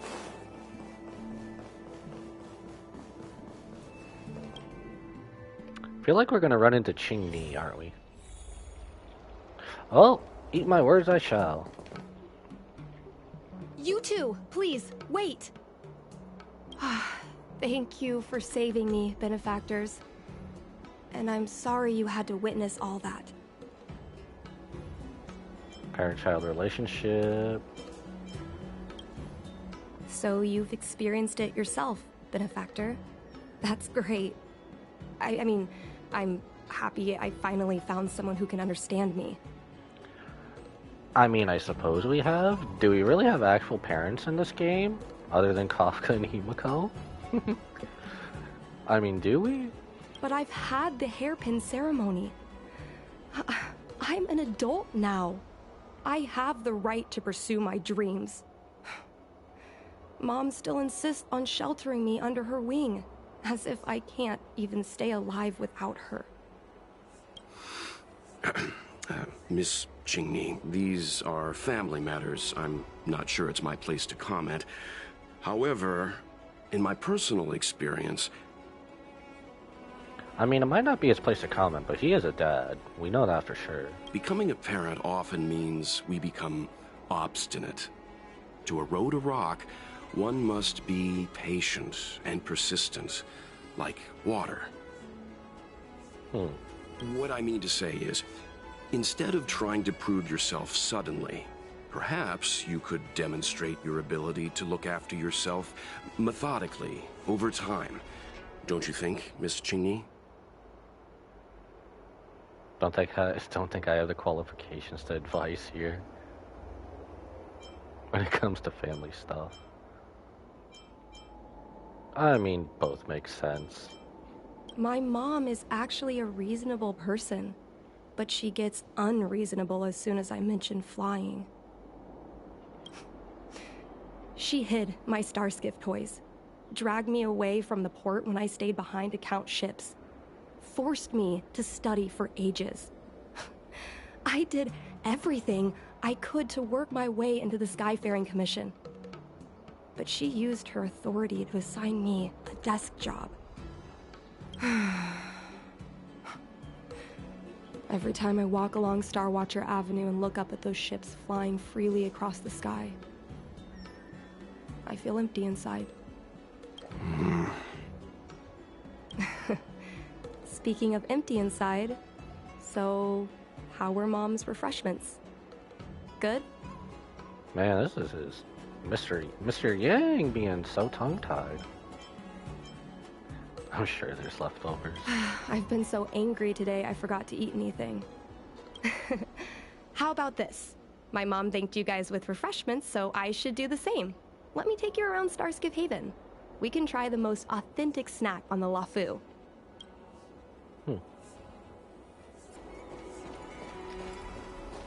Take a walk on the streets to clear your mind. Okay.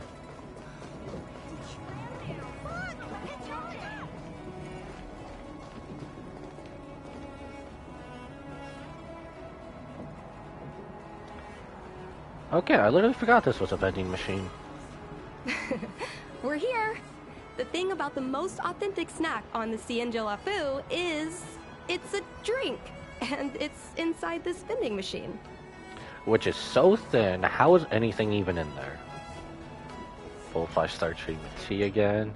I'm sorry. I'm afraid I don't have the money for anything fancy. Here, Mung Bean soda. 1 can each. This thing has a bit of a unique flavor, but I love it. Let me try. A nostalgic experience. Is that his HI3 counterpart talking? Oh, is there a drink like this where you're from? No, this reminds me of when I first boarded the Express and forced myself to drink Himiko's coffee, and how my taste buds never fully recovered. How is it? Bearable? It's the biggest piece of dog shit. Delicious, simply delicious. Anyone have a bucket? Are you sure you're not angry at us for rescuing you?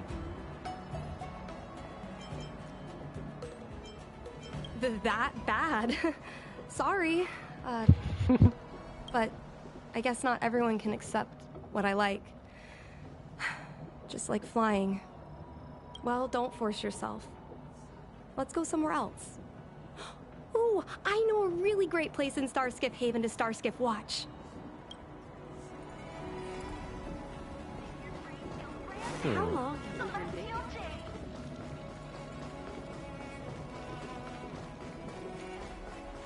Basically where we came in? March, what are you doing here? Wait, this might be another part of a story.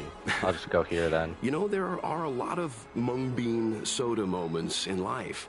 If you don't try, you won't know. Unique experiences are often a product of risky choices. Tell that to my mom. Her #1 life lesson is, you can't turn back once you enter the sky. Pilots are always dancing with death. I know she's right. I know being a fighter pilot is an exhausting and dangerous job. But I still want to fly among the stars. To fight for the Xianzhou Alliance across the vast galaxy. Why are you so dedicated to that idea, Miss Qingni? Have you heard of the Foxian birth fate tradition? Soon after a child is born, we surround them with items that represent future destinies. Oh yeah, I remember them talking about that. If the child reaches for a jade abacus, then they'll grow up to be a diviner. If they reach for a sword, then they'll grow up to be a famous warrior. And if they reach for a toy star skiff, they become a toy salesman.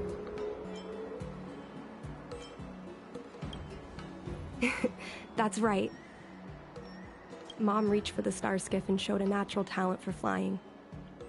General Jing Yuan recruited her to the Cloud Knights as soon as she was old enough. That's how she became a fighter pilot. Later, she achieved miracles. One time, she destroyed 3 beast ships in a hail of Barisan anti-aircraft fire. Like an arrow tearing through a thunderstorm. She also holds the Skyfaring Commission records for speed and enemy vessels destroyed. Damn. I'm proud to be Madame Yukong's daughter. I've wanted to become a legend like her for as long as I can remember. So I guess in our time, if she were to play Galaga, she'd be the person to beat. I can imagine. A parent is often a child's first hero, and their image can influence their whole life. She never told me any of those stories herself. And she hasn't piloted a star skiff since the 3rd Denizens of Abundance War. She doesn't even bring up her military achievements. I used to watch her fly when I was young. Then one time, I stole a star skiff and I tried all kinds of difficult maneuvers. Turns out I was as talented as she was. Not only did I survive the flight, my landing was perfect. I remember feeling so happy when they took me to see my mom. There I was boasting about the flight, expecting her to laugh, pat my head, say, "That's my girl," or something. But boy, I've never seen her so scary. I admit, I deserve to be punished. You can't let a kid get away with stealing a star skiff. But my mom was angry about more than that. She was angry because I viewed her as a role model. Because I had the same talent as her. I don't understand it. Parents never want their children to be in danger. I think I can understand, Madam Yukong. But flying is the only thing I want to do. I've already touched the sky.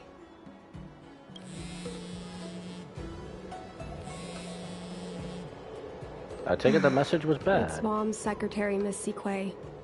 She just sent me a message. Mom lost one of her trinkets in Stargazer Navalia when she came to save me. Miss Sequay suggested I find the trinket and return it to Mom. Said it might help me get back in her good books. If I remember, when you talked to Miss Sequay when we first get there, you could riz her up, couldn't you? In Stargazer Navalia? Let's go with you and have a look. Is it really okay to bother you two again? Go to the express cruise to help others, our way of saying thanks for the mung bean soda. Indeed. You're two kind benefactors. I'll treat you to something better than mung bean soda next time.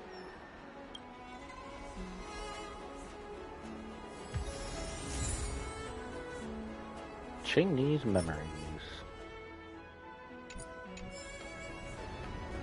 If I remember, I remember why March is here. This is for the...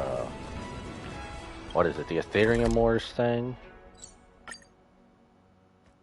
Yeah, I'm pretty sure that's right. The Ethereum Wars thing. Pretty sure that's right. Stream 4. The gleam of old blades.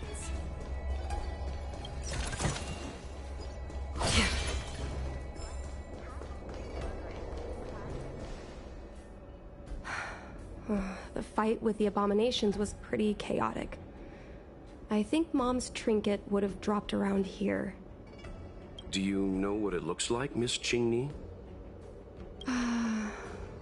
Let me think. It should be a little square thing. She's usually got something like that on her. Square thingy. This is your area of expertise. It is? Isn't compact my expertise? Oh, you mean pubbles? Pubbles. Puzzles. Oh my gosh. Who do you think I am? D-teen? As being. Your powers of perception are impressive, that's all. I think you're the right person for the job. Oh, I had to go for the little nudge, nudge, wink, wink. Oh, it's for the side crane? Alright. Well, let me take care of these enemies just in case. Where are they? Stream 4.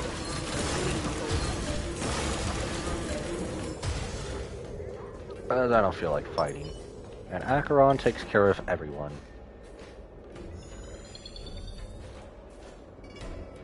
Oh, we're just using this guy again?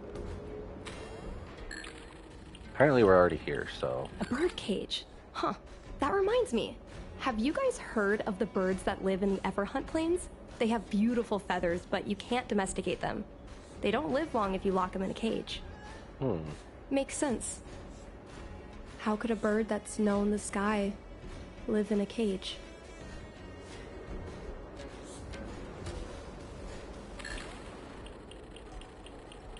Come on, are you kidding? It's a trinket, remember? You think my mom would carry this with her? Yeah. It's a beautiful vase, though. A Devastator glaive? Is this from the battle? There were a lot of Cloud Knights. No. This is only a replica. Probably some kind of film prop. Couldn't be that, could it? I mean, it's square. Side crane is returning. Mom always carries this trinket around with her, but I never realized there was something inside. Is this... the Hunt Crest? Modern art, Lucky Charm. This is what pilots hang in their Starskiff cockpits for good luck. It must be very close to Helmmaster Yukong's heart. Let's head back, Miss Qingni. I think you should return this trinket in person. This is an opportunity for the two of you to talk. Not yet.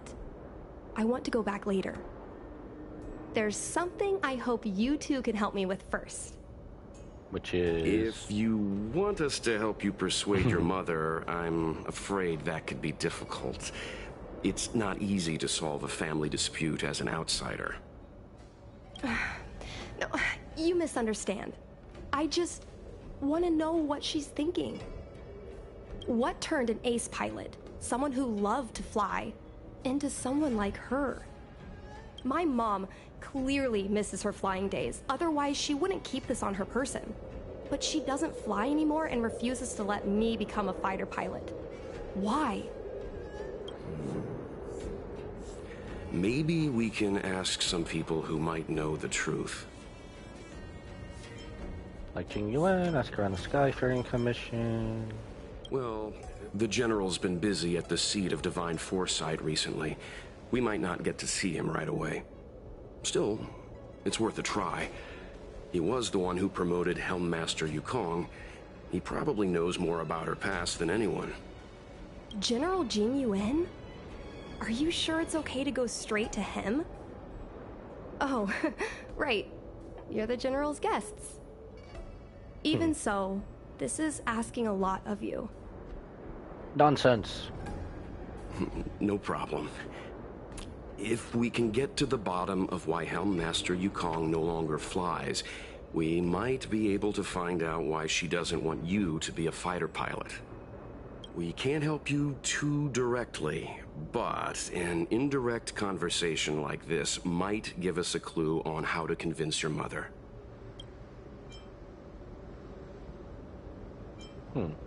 Yes, leave it to us.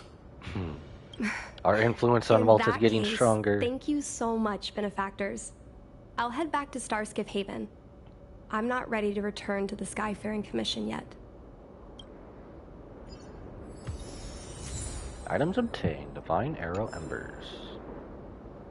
Alright, see the Divine Foresight it is.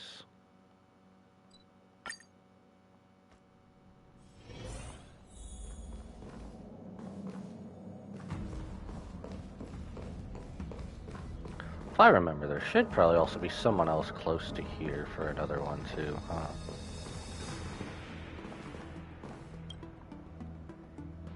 Mr. Yang, and you? What brings you to the seat of Divine Foresight this time? It's nothing urgent. We were hoping to understand Helmmaster Yukong a little better. Yukong? I heard an office worker from the Skyfaring Commission flew a starskiff to assist in the present crisis, but ran into trouble herself. She was only saved thanks to a couple of travelers. On behalf of the Law Fu, you have my thanks once again. The seat of Divine Foresight heard that Yukong's seldom seen but often feared temper was on display. I believe the two of you were caught between mother and daughter. Nothing gets by him. We heard that Helmmaster Yukong was an outstanding pilot, but that she refuses to let her daughter embark on the same career. Yukong herself is best placed to answer such questions. But naturally, you are here because you fear that Helmmaster Yukong would decline to answer. Pretty much. If you wish to dispel Miss Qingni's curiosity, perhaps we can take a small step back from the topic at hand. What do you wish to know about Yukong the pilot? Everything. Oh, I guess this is our everything. Did Qingni tell you any of this? It all serves to remind me. A long time ago, a young Foxian girl, charged by the Knights with a high-speed flight violation, was brought before me as punishment. Now, she's the Madam Helmmaster, my equal. If I were to turn back the sands of time and try to convince my past self that the little girl in front of me would one day become a wise and experienced Helmmaster, I would have probably never have believed it. So pretty much when I see flashing red and blue lights in my rearview mirror, I don't slow down. The Yukong of the past was nothing like she is now, spending her days surrounded by documents at her desk. She was a flaming wind. The only one who could ever calm her was her comrade. Yes, large fighter starscapes need to be operated in pairs. One pilot takes the helm, the other controls the turrets. The legend of the ace fighter pilot is incomplete without the ace gunner. Yukong's partner was Sai. Oh yeah, we met her from the ghost hunting squad. Both at the controls and behind the turret. Sai was like a cold blade. Efficient, decisive, unfeeling when she had to be. It's hard to imagine such contrasting personalities working in perfect harmony. As I mentioned, the campaign inflicted heavy losses on the Xianzhou Air Force. Oh, this is a divine object from the Rainbow Arbiter? Where did you find this? Lying on the ground, beside a trinket. This object has been stored inside Helmmaster Yukong's personal trinket all along. Miss Qingni lent it to us. She thought it might be a way to find out more about Yukong's past and why she no longer flies. This object is no ordinary trinket. It has borne witness to blood and tears. I'm sure you're both familiar with the Xianzhou's long galactic hunt. But have you heard of the denizens of Abundance Wars? As the Xianzhou has continued to cleanse the universe of immortal abominations, so too has the Abundance Axis succeeded in breaching our defensive lines. They pushed the Xianzhou to the brink of disaster. That would have been the third war, right? I think so. 30 years ago, the Xianzhou Yaoqing and Fenghu were besieged by our enemies. Even in the long history of warfare between the Xianzhou Alliance and the denizens of Abundance, that air battle was one of the most tragic. We were greatly outnumbered by the abominations of Abundance. Almost 1 million fighter pilots fought in the bitter battle. Those who survived numbered no more than 100,000. Had the Rainbow Arbiter not descended and destroyed the enemy's assault with their sky-shattering Lux Arrow, who's to say whether the Luofu would still be here today?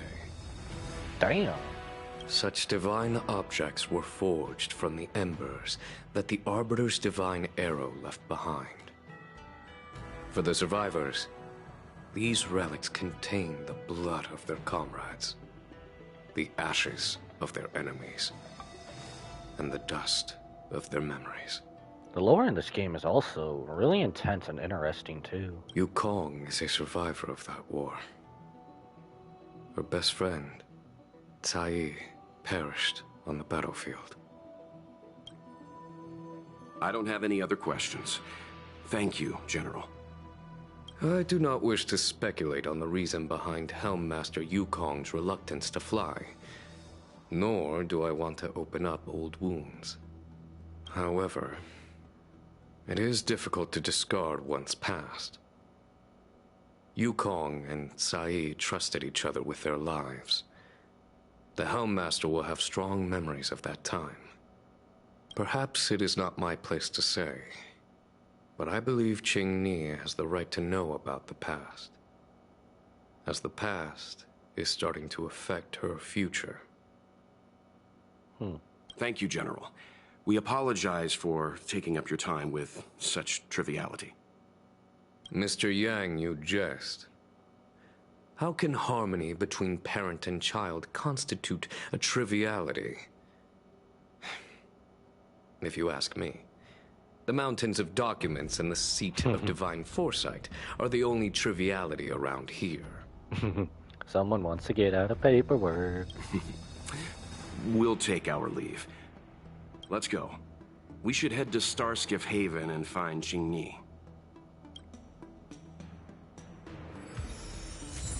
I don't disagree. Nobody likes doing paperwork or other work. Wait. Oh, duh. Starskiff Haven is right outside the corner. Or, yeah.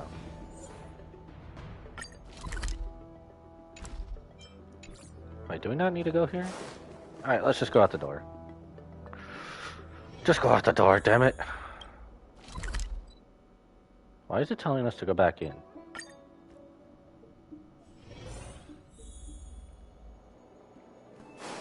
Okay, that is weird. Are they both tied together? No.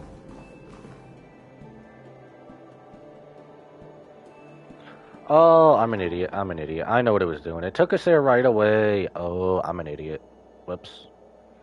It took us there right away. It's because this place, and the Seat of Divine Foresight have about the same thing. They look about the same. Whoops, I'm an idiot. That's my fault. Oh, you're here. My mom isn't in a great mood. She went for a walk. Amber, sure. She skipped work. Mm-hmm. Probably because of me. You two are very similar. Well, we do both like to take a walk after a fight. The only difference is that I come to this side of Starskiff Haven and she heads to the other. That way, we don't bump into each other. It's actually kind of cute. Really? I think it's silly. Anyway, did you find anything out from General Jing Yuan? You relay the info. Did Helmmaster Yukong never bring this up with you? I was always curious about her past, but she either dodged my questions or pretended not to hear them. In the end, I realized she probably experienced something that left a scar that never fully healed. I never asked her again.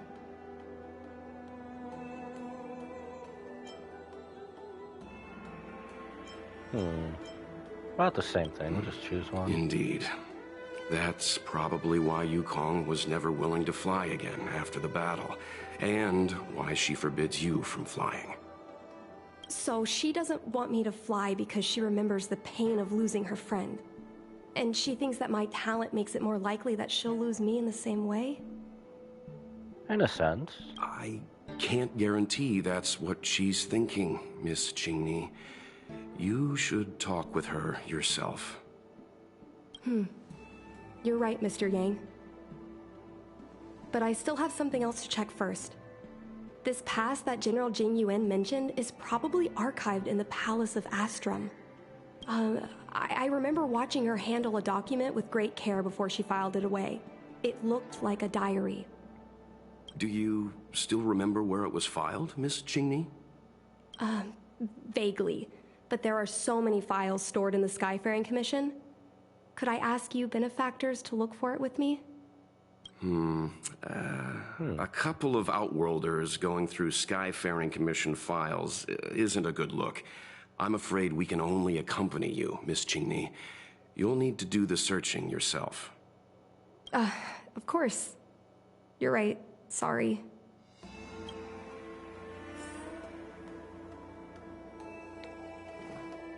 Search for the location.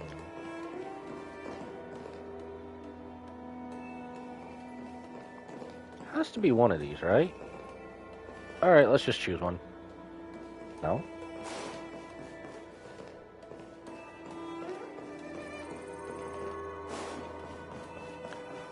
Why is it saying, like, right, I think it's just giving us the overall objective. Investigate? Oh, can I help you? I know what it looks like, but I'm using Celestial Jade to improve the algorithm. I'm working, I swear. I don't care if you're working. Sorry. We'll get going. So I guess that's the people then, huh? It seems like this device is handling some important procedures. Let's leave it alone.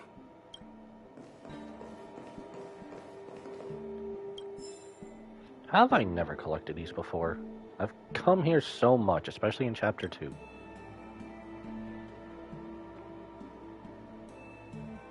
Mr. Yang Ming is a stickler for rules. I don't want to annoy him. Let's go to a different device. Alright, device number 4. We can use this one. Okay. Let me see. Helmmaster's personal archive. Oh, I got it! Let's go take a look.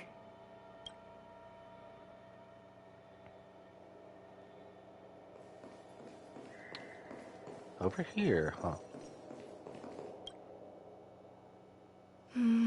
It should be here.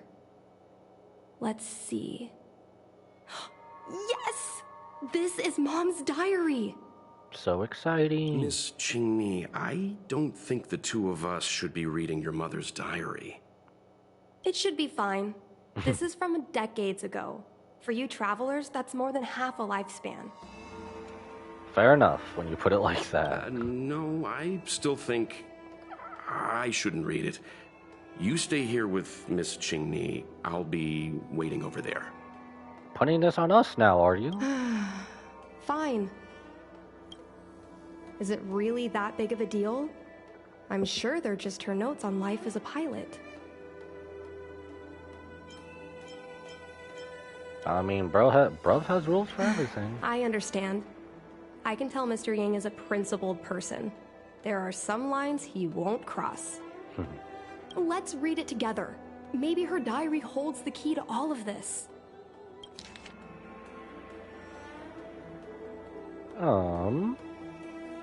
Feel free to pause this if you need to. This is a lot.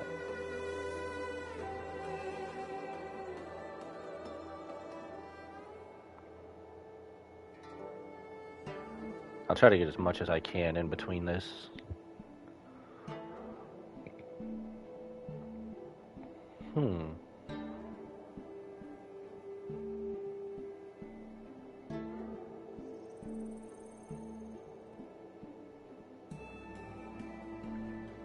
Over 100 years, holy crap.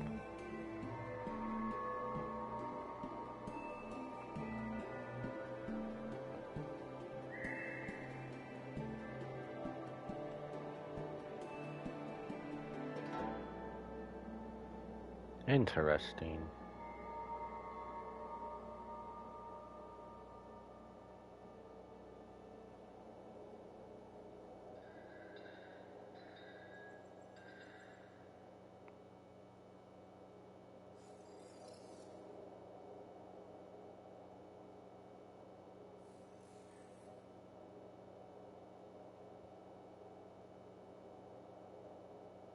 There, I guess we'll just have to crop it in some other way.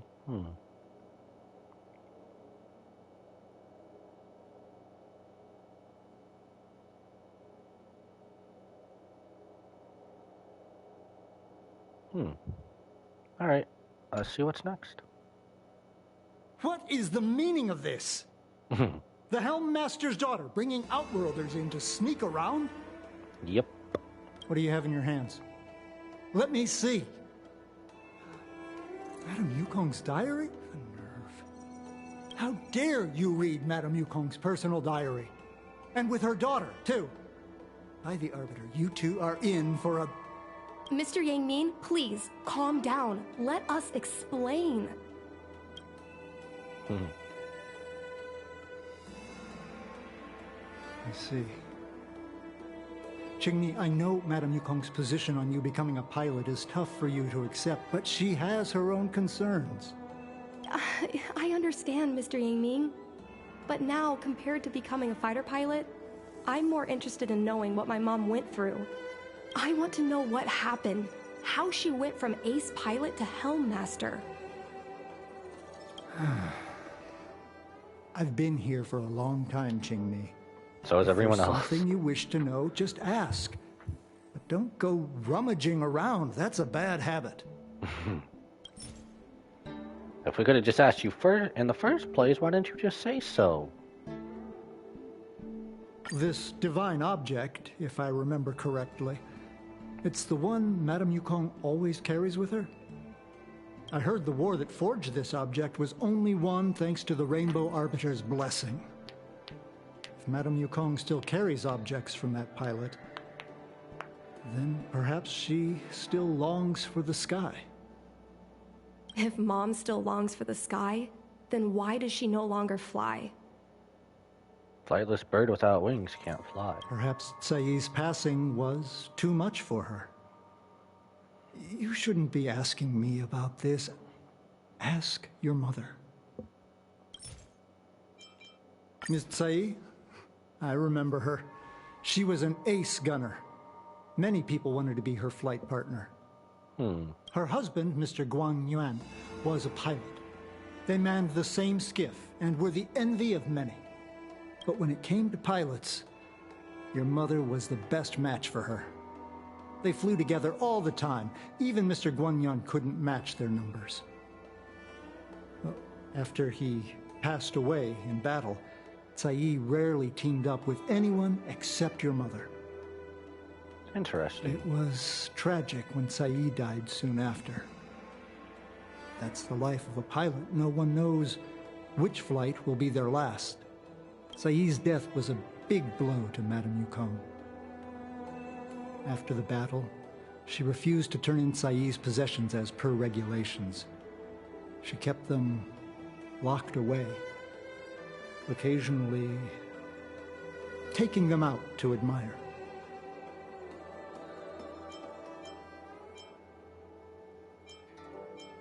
I mean, he does seem to know a lot. Nonsense.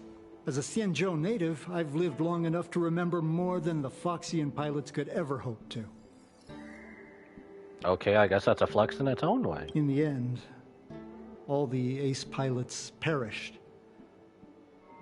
The only thing I can do is to remember them and ensure they are not forgotten too soon. Where are Miss Tsai's possessions stored? Thanks for telling us all this, Mr. Yangming. You're welcome. I know this is important to you. I suppose you're going to go through Madame Yukong's office desk next. I can understand your position, Qingni. I'll take my leave and pretend I didn't see anything. After all, it's an unwritten rule that subordinates should be absent when their superior's privacy is exposed. He even knows what to do. Oh my god. Please don't tell your mother that you saw me today. Self-awareness. Got it. So much for security. Hurry. Madame Yukong will be back soon. Exchange diary. That's cool. I don't think I ever collected anything from it here. Whoops. Collect. What else did I not get? My mom keeps lots of stuff in her desk. Let's have a look. That's the selling point of this desk. Super simplistic design with super spacious hidden compartments. Lots of office staff use this desk. Really? There are hidden compartments on the left, right, and under the desktop. Which one should we check first? Under the desk. Pretty sure we're gonna do all of them anyway. Got it. This looks similar to Mom's diary. But it looks like it belonged to Miss Tsai.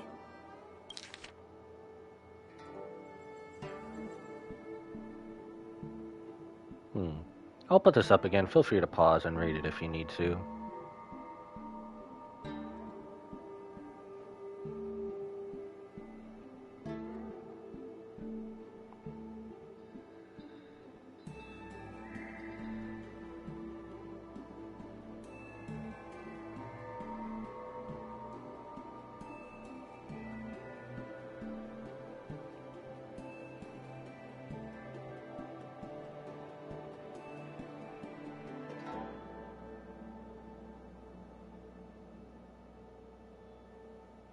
Hmm.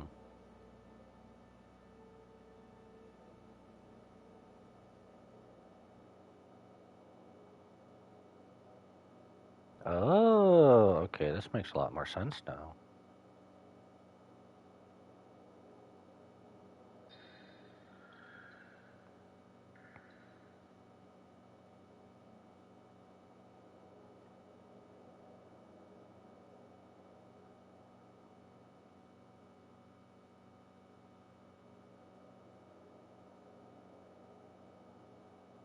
Hmm.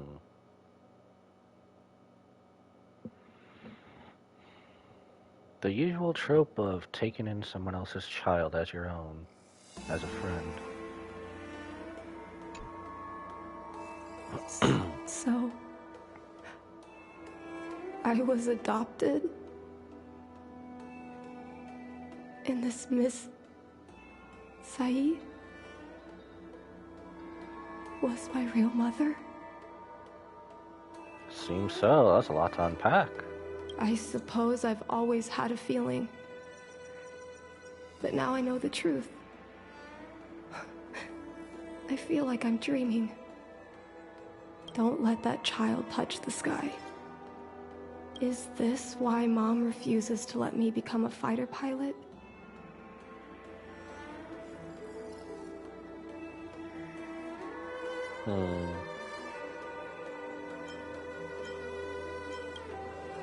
For a pilot, the most important oath before departure is the promise to bring your comrade back. Mom didn't manage to bring her comrade back. So she vowed to prevent me from setting out. Not only am I her daughter, I'm also her final promise to Saeed. I never thought my dream would put Mom in such a difficult situation. I feel a lot closer to Mom after reading this diary. Even if we're not connected by blood, I understand her a lot more now. Can you come with me one more time? I want to have a proper chat with Mom. This is a family affair. I mean, we've stuck it out this long. Why not? Yes. Thank you. See it through to the end.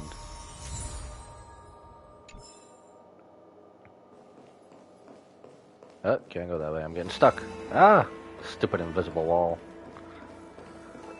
Oh, Mr. Yang. You're all done? Did it go smoothly? For the most part.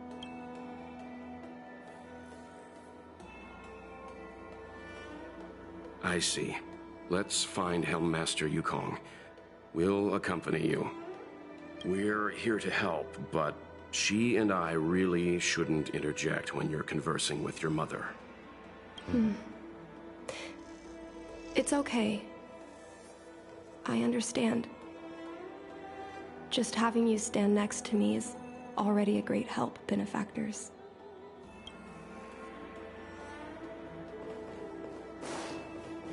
Head outside, alright. When Mom feels down, she usually goes to take in a view of the Jade Gate. She should still be there. Let's go find her. It's gonna be hard not to find her.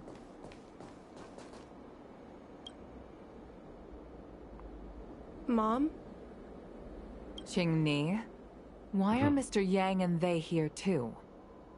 Miss Qingni kindly agreed to show us around Starskiff Haven.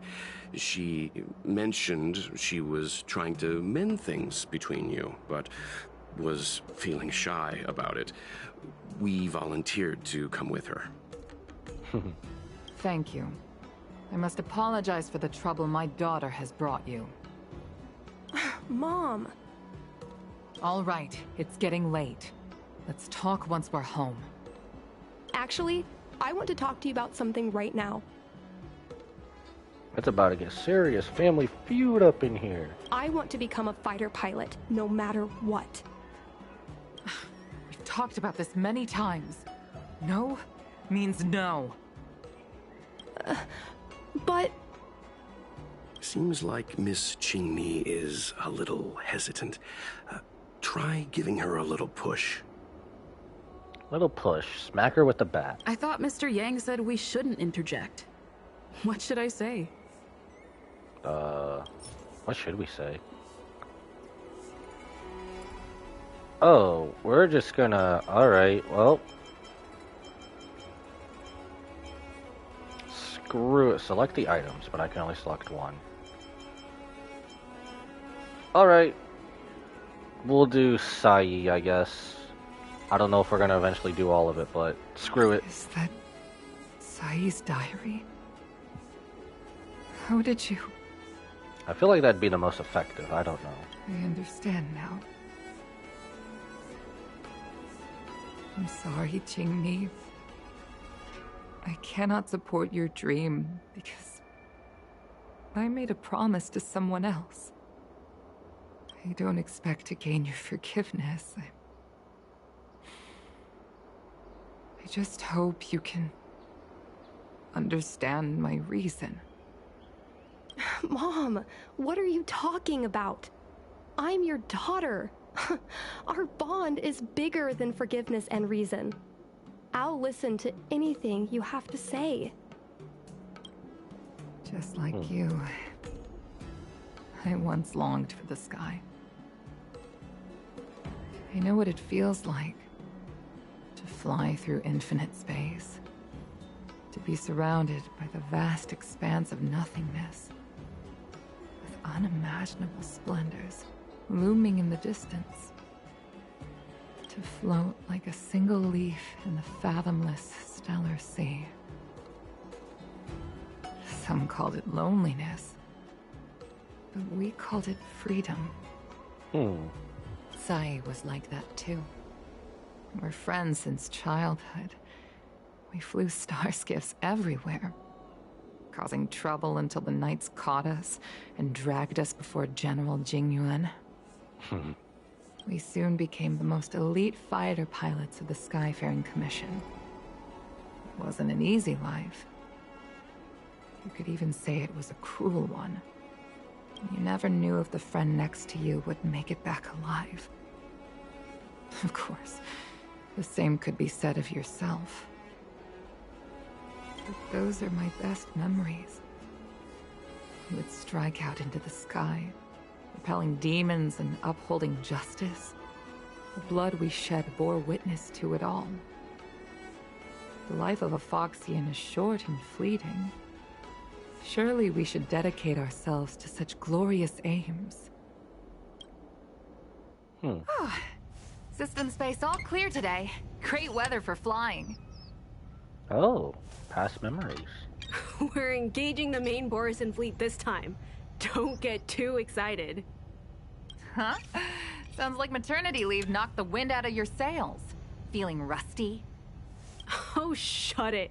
I think you're just excited because you haven't flown with me for so long. Did you miss me? Of course I missed you. The galaxy felt smaller without you in my cockpit. Say, Sai, really didn't think you'd come back. Do you really like flying star skiffs that much? You bet. Sure, it's exhausting, dangerous, low paid. Low paid? Plus, you only get back to the Luofu a few times a year. Damn. Something so serious and you get low paid. Y'all being lowball. But given the choice, I'd always pick this. I guess I already touched the sky. The mind is mysterious. I've lived for more than 200 years. Forgotten nearly every conversation I've ever had. But I still remember us shooting the breeze that day. It's crystal clear. It was the last time I spoke to Sai.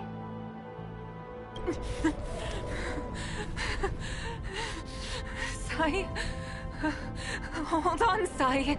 That's got dark. Sai, open your eyes. Sai.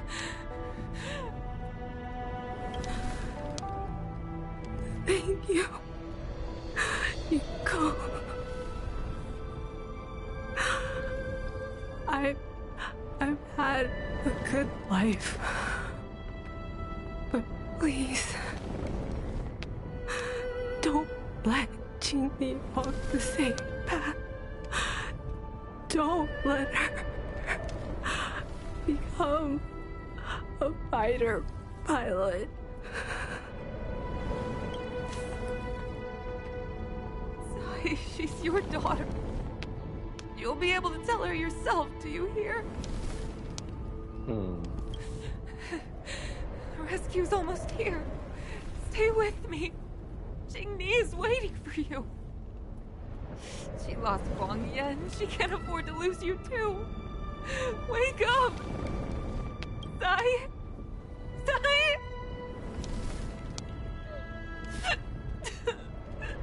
Sai!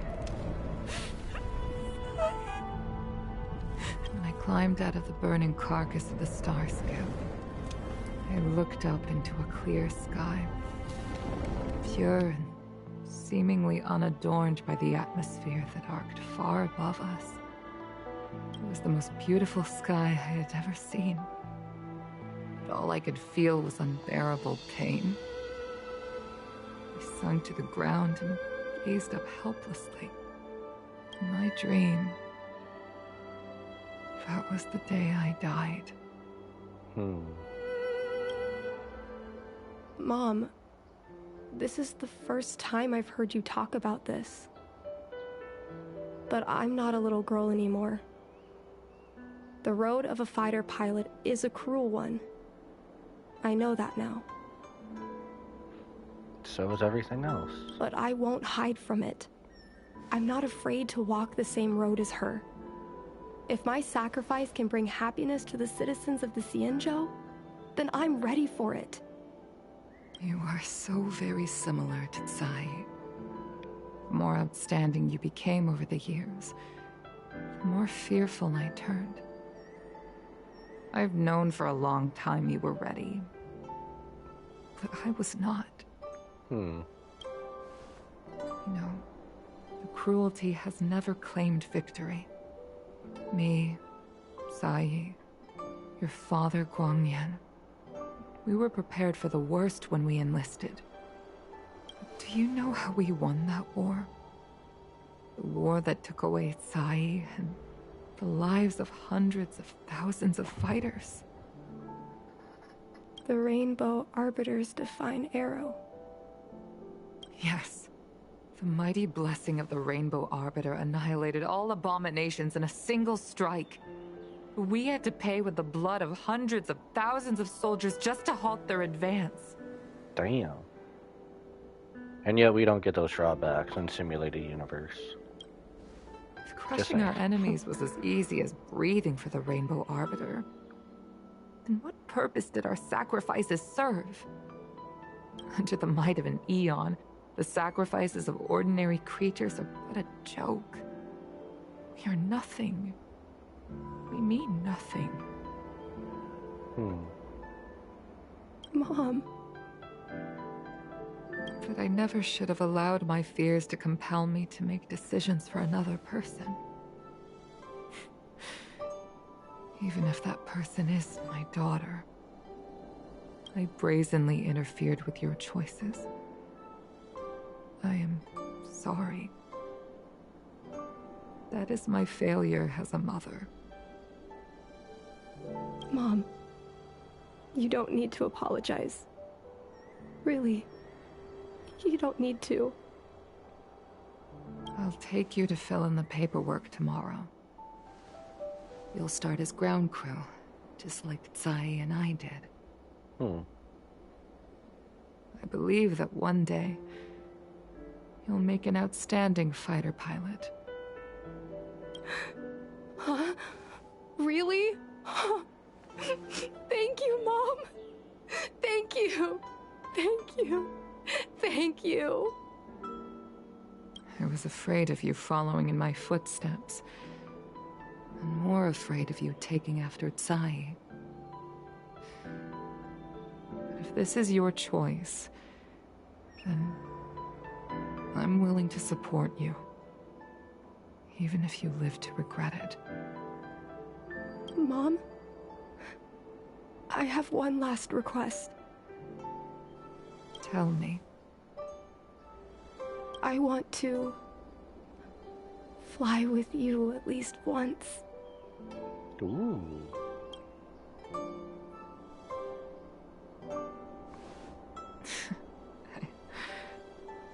I'm afraid I can't. I won't be flying anymore. You know, I'm surprised. We have the war dance, but we don't really have, like, I guess a star skiff equivalent to, like, a Quidditch game. Or a mini game mode that they introduced here. What? Why? Because I already touched the sky.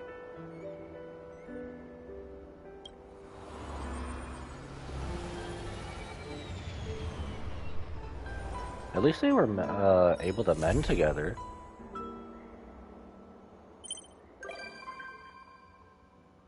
Let's go. Yukong has become a visitor to the Express. Let's go. Warden of Jade. Soaring birds and paper chests. Let's go. Another one down. Message.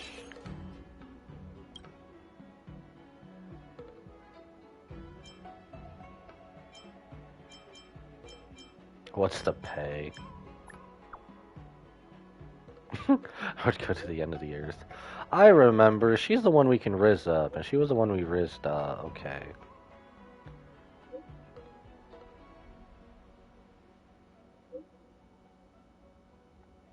Ah, I can't read that fast sometimes. Holy crap.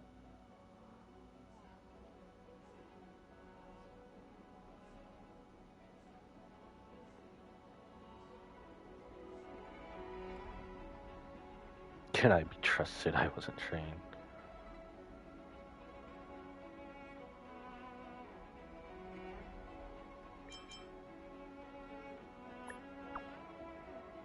Since when did I get military training? I love it.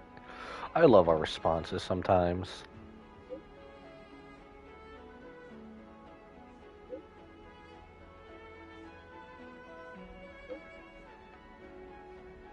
We are the one. We have become the one. We have become Neo.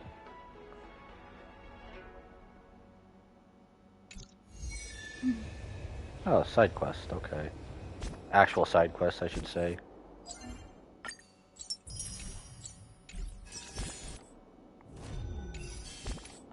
I guess we could do one more mission, huh? Why do you keep tracking this little side quest? I might just have to do it just so it stops doing it. What's the next one we really want to do? We've done 2 on Xianzhou. I think I still need to go pick up Penacony unless I've done a lot of them.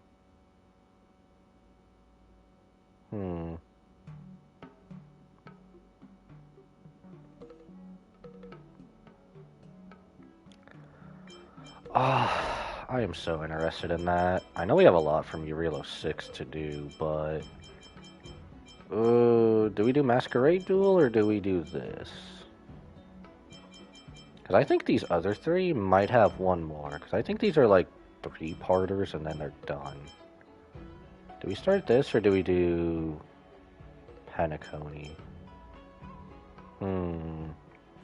Penacony, or do we go talk with Serval? I don't know, that's the thing.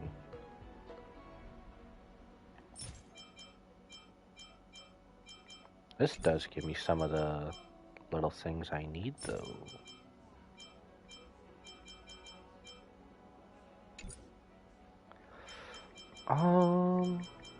Should we save it? I mean, we're gonna be going all over the place anyway. We're just trying to do all these missions. I thought they got rid of daily missions. Or did they not implement that yet? That might be with the update. I don't know. Everyone was saying they got rid of daily missions in this game. Maybe I'm wrong. Maybe I've seen something else. I don't know.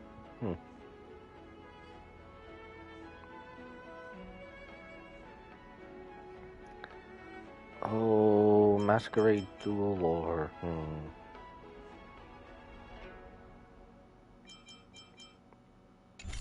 Is there any way I could see if Time Express is like a two-parter? The memories we share.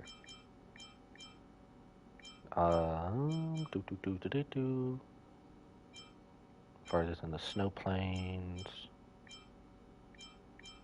Therium Wars.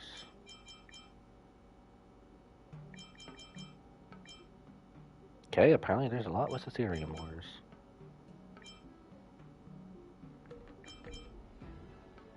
You know, this whole time I've been in the Xianzhou, I haven't done anything with Aurum Alley. I probably should.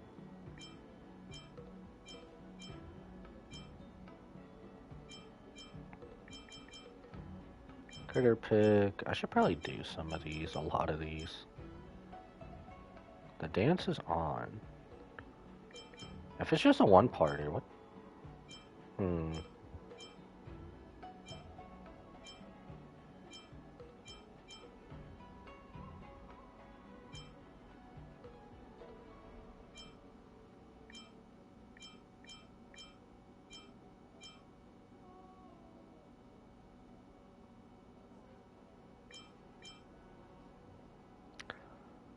I think we might as well just choose one, because it looks like both are just a one-time thing.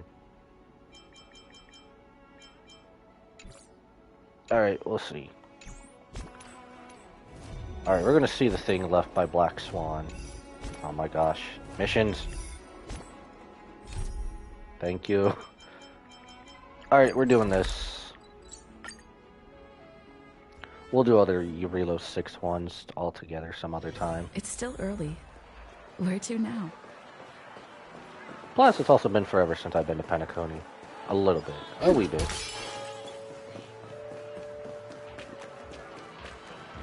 Alright, we'll do this, and then see how long this final mission is, and then go from there. We meet again.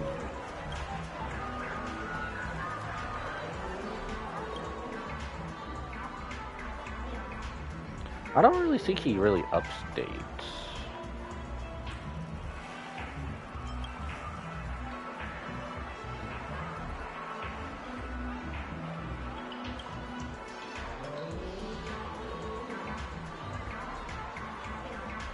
Yes, enter it and find out.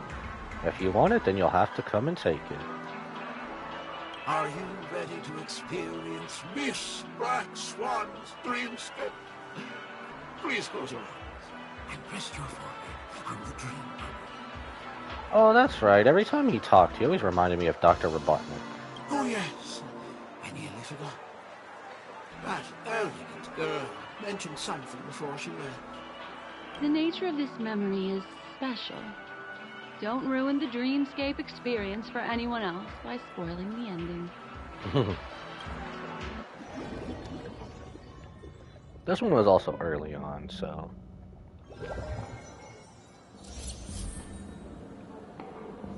In my estimation, there is no question about it. This is murder. Murder conspiracy. Let's go. Murder. Such a foreign word to us. The people of Penacony could never come to any harm while under the watchful protection of the family. I beg to differ. In a dream, even if you're bashed 1,000 times with a hammer, at worst, you'll still wake up in reality in a hotel. I have a feeling if, like, you and a friend, right? Y'all actually go into the dream bubble. I feel like that would be one of the first things you try out of boredom or something. Because, you know, dream, you got to test it and everything, and you basically become like a cartoon character. Not necessarily. Even if the result does not constitute harm, the criminal intent is clear enough. You specifically came here to cordon off the scene because of the unsavory nature of this case, right? Is this Sampo or Sparkle? You're not wrong. Even if there are no casualties, being smashed over the head with a hammer in the middle of the street for no reason at all. Oh. This is not the kind of thing that happens on Penacony. You are guests of the Oak family, so you may investigate the crime scene. I'll be on standby over here.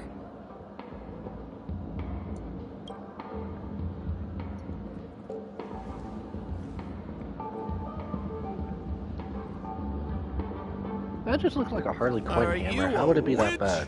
Just how did you manage to convince them in the blink of an eye that we're some kind of detectives? You let Black Swan do the explaining, Sampo. Tell the truth, offer no explanation. Sure. Just some suggestions at the memory level. If something happens in everybody's memory, then that something becomes a fact. If we had a little more time, I could have even convinced her I was Shipe the Harmony. Damn, Black Swan is badass. And pretty, too. Then, on to the next order of business. Let's discuss your companion, shall we? Memo Keeper of the Garden of Recollection. I've been watching you for quite some time. Hello, Sparkle. You stole a glance at me when you first entered the hotel. You followed me wherever I went inside the dreamscape. In the windows along the commercial street. In the pond water reflections of the Ideen Park. Even in the reflections of the wine glass. Everywhere. I mean, she can go everywhere. My dear, do you have a crush on me? Well then, seeing as you're so interested in me, let's play a little game. I left a puzzle for you, Nero Timal. Solve it and prove that you're capable of pleasing me. If you can solve it, then we can talk. Don't leave me waiting, my dear. Before Penacony gets flipped upside down, try to find me, catch me, and stop me. There's actually more than one Memo Keeper who's come to Penacony. She's mixed me up with someone else. But no harm, no foul.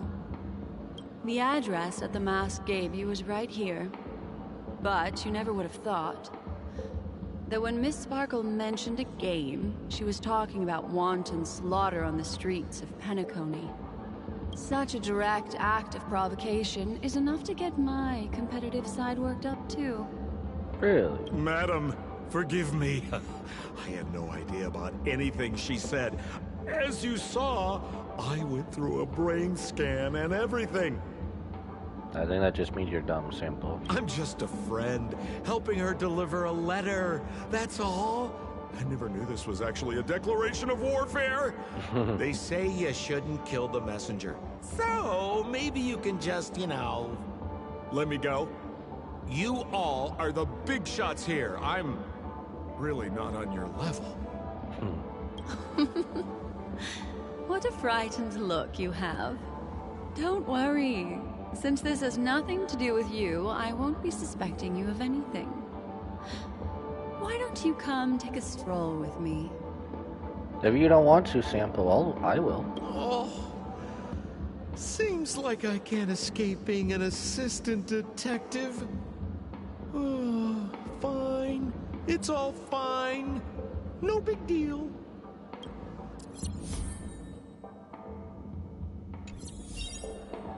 Trial Black Swan even though we have Black Swan.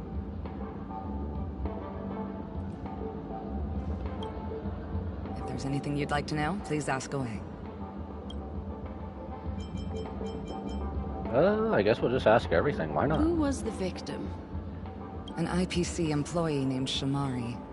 Eyewitnesses reported that a tall, strong man wearing a large robe with long sleeves walked right past Shamari and suddenly assaulted him with a hammer.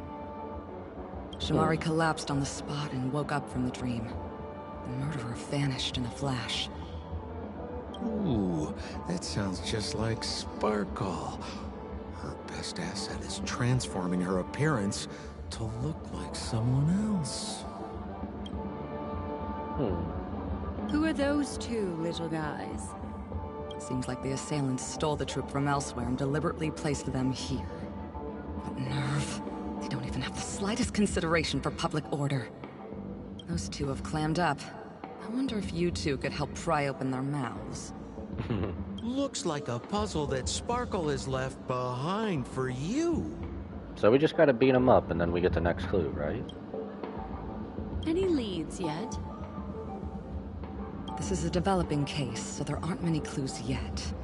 All we have to go by are the weapon used by the assailant and the victim's ID. They didn't even take the weapon with them. Sounds like they're trying to provoke us. Despicable. Where's Mr. Shamari right now? I'd like to meet him. I'm afraid you can't. The Oaks came forward and calmed him down. Mr. Shamari expressed that he understands the unpredictable nature of dreams, and went on to vacation in another dreamscape. Damn. Best not to bother him.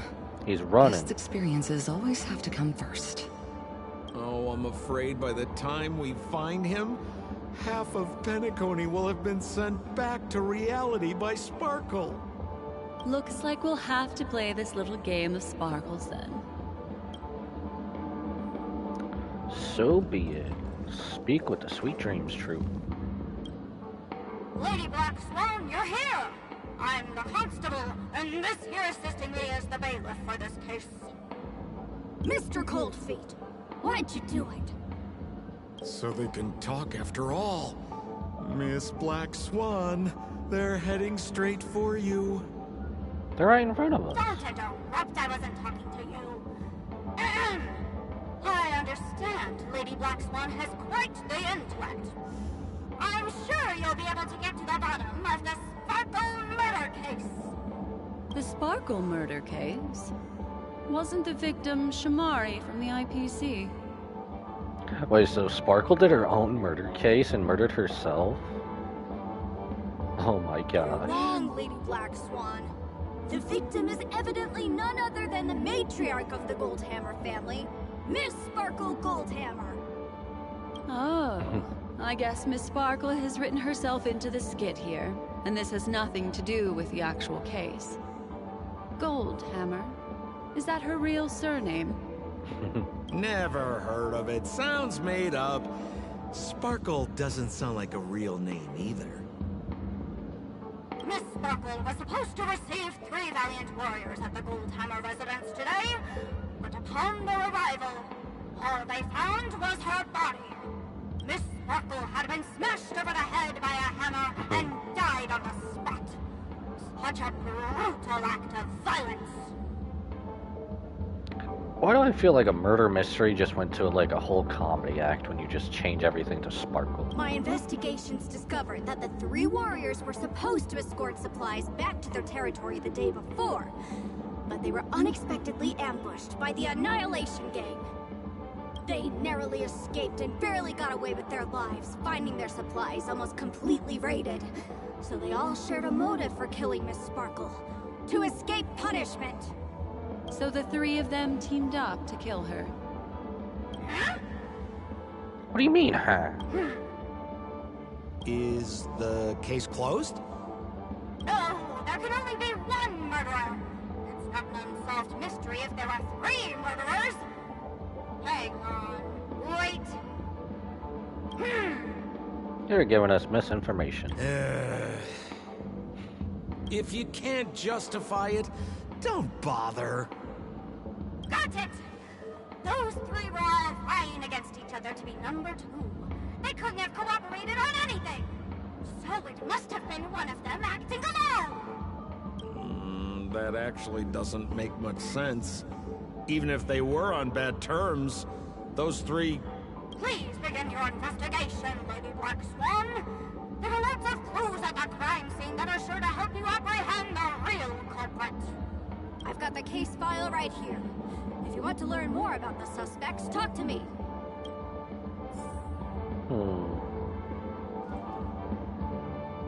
Alright, find more. Lady Black Swan, allow me to introduce the 3 suspects to you. Lefton, Zhongshan, and Wright. Lefton is one of Miss Sparkle's chief lieutenants, whose right hand was unfortunately severed while he was valiantly fighting off the Annihilation Gang. He's now learning how to write and hold a fork with his left hand. How tough that must be. Not that tough, honestly. Then there's Zhongshan.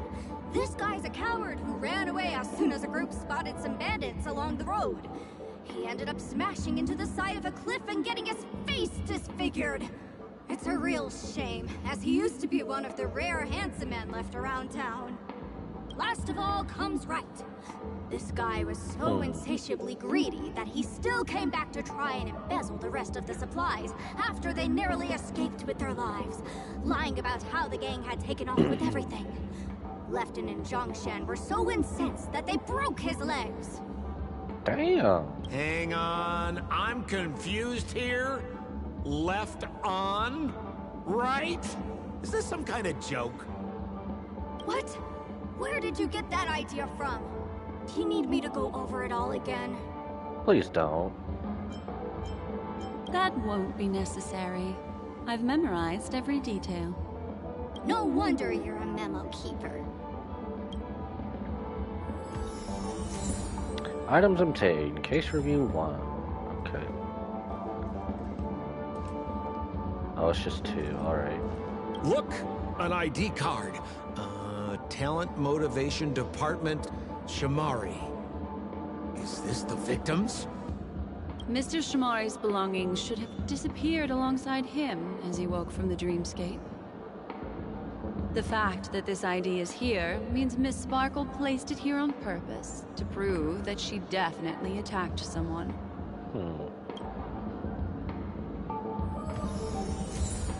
Item obtained. Alright. Hammer time. Holy moly! This hammer is super heavy! This must be the murder weapon for the Sparkle murder case! You're in a dreamscape. Can you just imagine it to be lighter or yourself stronger? Miss Sparkle also used it to attack Mr. Shamari. I'm barely able to lift this using both hands! I have no idea how Sparkle could ever use this to hit a target! Because she's short.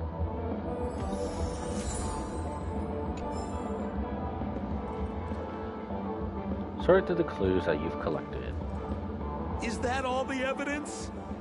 How are we meant to solve this with so little to go on? Hello again. Oh, you scared me! When did you pop out? Just now. The 2 pieces of evidence that you found are related to the attack on Shamari. Miss Sparkle didn't leave them lying around for no reason. They're clues to the puzzle. But there are still some other clues that were placed in other areas, so they won't spoil the crime scene. Isn't that a bit unnecessary?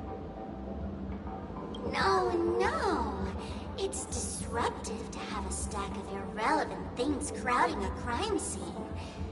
Miss Sparkle is a law-abiding citizen who'd never bring extra trouble to the family. That's a lie. Seems quite nice of her, if you ask me. Honestly, she's also like the perfect background character. She just reminds me so much of Sid from The Eminence and Shadow. Always wanted to be behind the scenes, never in front as the main character. Looks like Miss Sparkle is adding a little spice to the investigation. I need to go back and watch it Let's again. take her up on her offer then. Mr. Assistant Detective, this way. Where are we going? Going into the Hanu adventure. Okay, it's morphin' time. Let's go.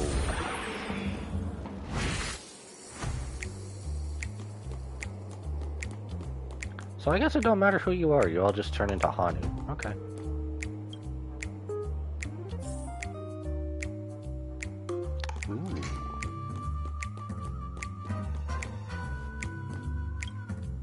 Ooh.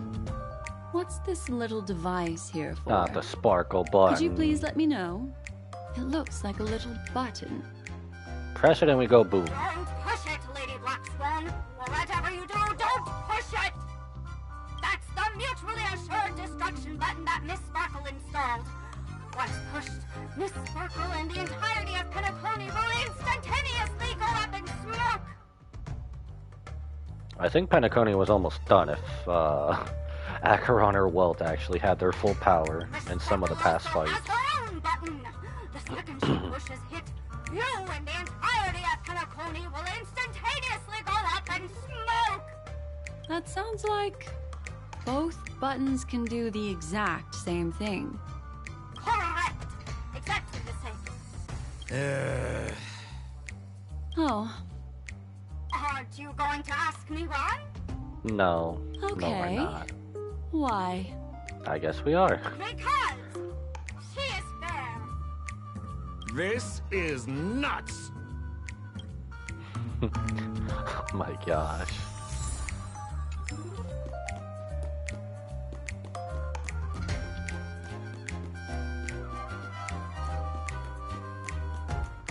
We've also done this one, so... Oh wait, I remember. I think for that one we have to go back to normal form. Yeah, we do.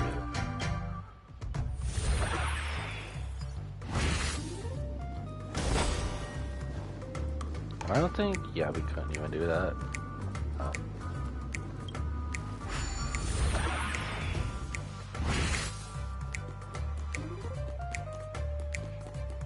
Well, I guess it's slightly interesting. It's more funny than anything. No, now I gotta go retrieve the puzzles. Are you kidding me? Oh, never mind. I just have to make it. Let's go.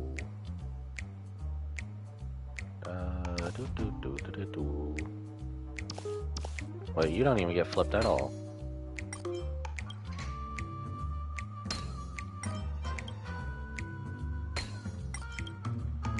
These babies are really easy. You go right along here. No, you go more in the middle.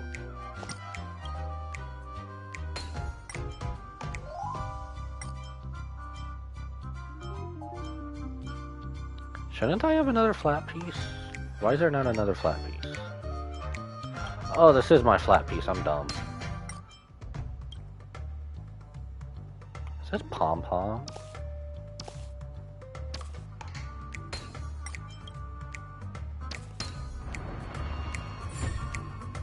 Why is that a cutout of pom-pom?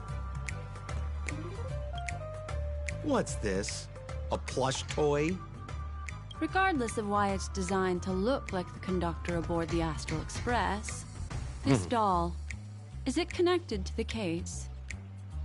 I assume so. Have you ever heard of something called a red herring in detective stories? It's a fake clue that leads you down the wrong path. I see. But when it's so obvious, doesn't that defeat the purpose? That's just in case you didn't realize the ingenuity of Miss Sparkle and were worried about her throwing out a random, useless clue. So you're just worried about us calling you on your bullshit. I see.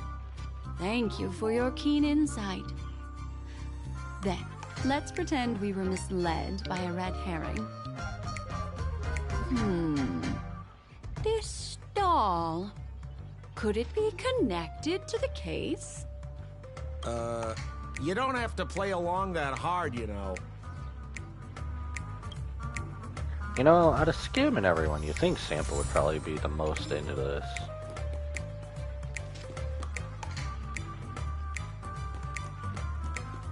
Well, I guess we'll go up to him? Ah! Maybe not. Ouch.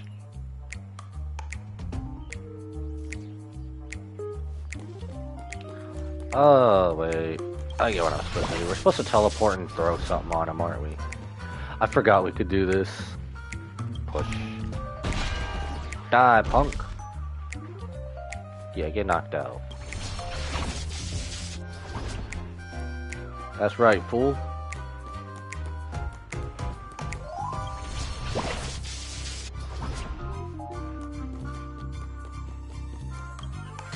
This notice seems like a hint for us from Miss Sparkle. Notice? Is it an eviction notice?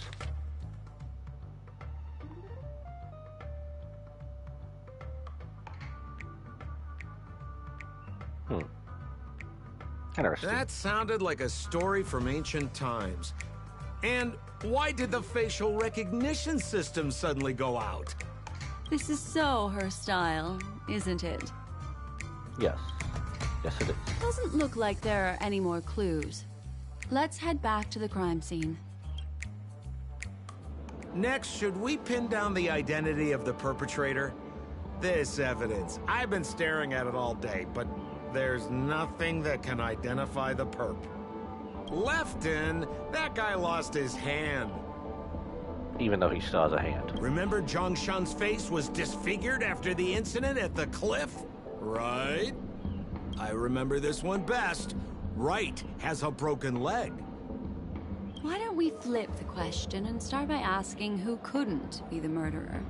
After all, there are only 3 suspects, so elimination could be a valid method. If you put it like that, then do you already have someone in mind? Tell me, come on. Could be all of them.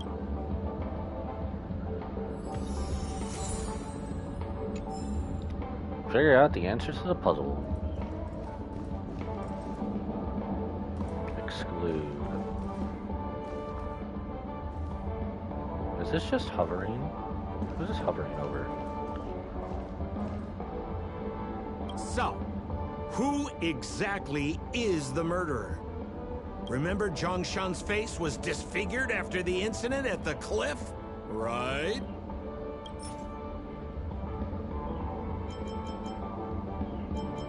Select at least one item.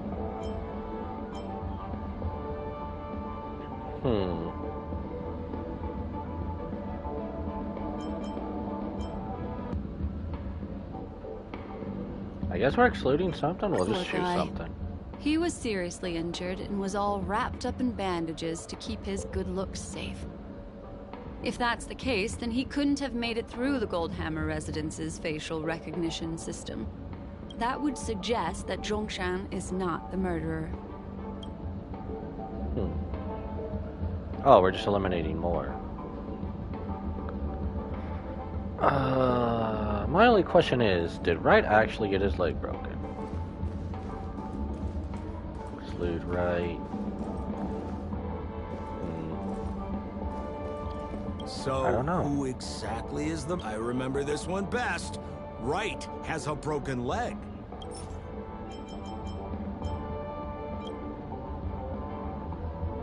Okay, well that has nothing to do with it. What else did this have? Our team must enter and exit the Goldhammer using the facial recognition system.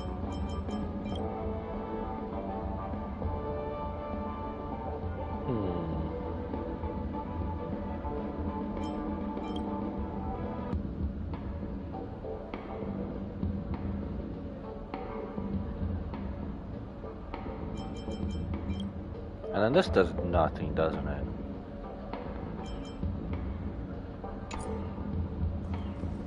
Maybe we should exclude Lefton. Who exactly? Lefton? That guy lost his hand. Because if we can't pick it up... Based on the bailiff's statement, Lefton's dominant hand was seriously injured to the point where he had to learn how to live using only his left hand. Swinging that giant sledgehammer to murder someone, that must be hard for him. Probably impossible. Lefton's suspicion level can be downgraded. By process of elimination, it seems that only Wright could be the murderer. That was easy. Let's tell the constable our answer and see what he thinks. Because, I mean, is the other guy's legs really broken? Because he can still do stuff. Please begin your investigation, Lady Black Swan.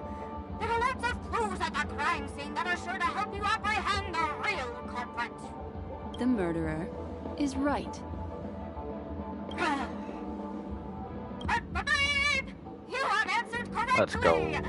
We got it. First tee. Didn't disappoint, Lady Black Swan. Game rules stipulate I must tell you where the next puzzle is. Huh? The next puzzle? I didn't sign up for this.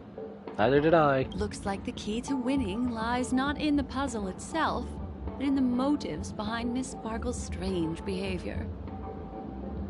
I'm afraid this chase may just go on forever.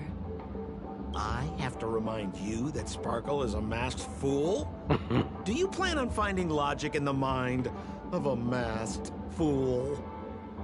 That's exactly what I plan on doing. Actually? Even if it's just subjective, there must be an overall principle behind the behavior. Memories cannot lie, and hers may just understand more about her than she does herself. Right now, let's follow her train of thought and head to the next puzzle. I hope this time we can get ahead of the Bloodhound family. I want to try and avoid using my Memo Keeper powers.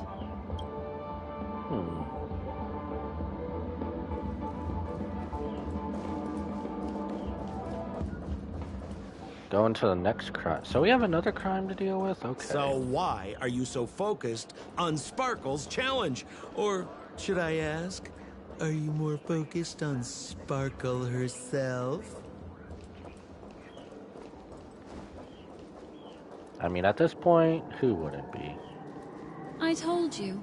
It's purely out of a spirit of competitiveness.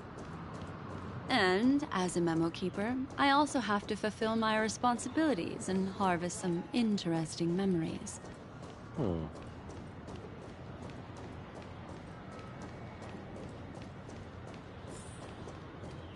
All the way down here, huh? Enjoy Clocky's pizza. Every stick of the clock is a tasty one. Whoa, this place is a complete mess. And those two weirdos are probably here too. There's nobody else at the scene. Sheriff, Seems like Miss Deputy Sparkle Sheriff. used the same method to send dreamers back to reality. Let's talk to those two there, then. Alright, Sheriff? Oh, Detective Black Swan and Detective Sampo! You finally made it! We don't know what we'd do without your help. Do you now? Sample's just out of this. After scamming so many people, you'd think he'd actually be into this. Why are you talking like that?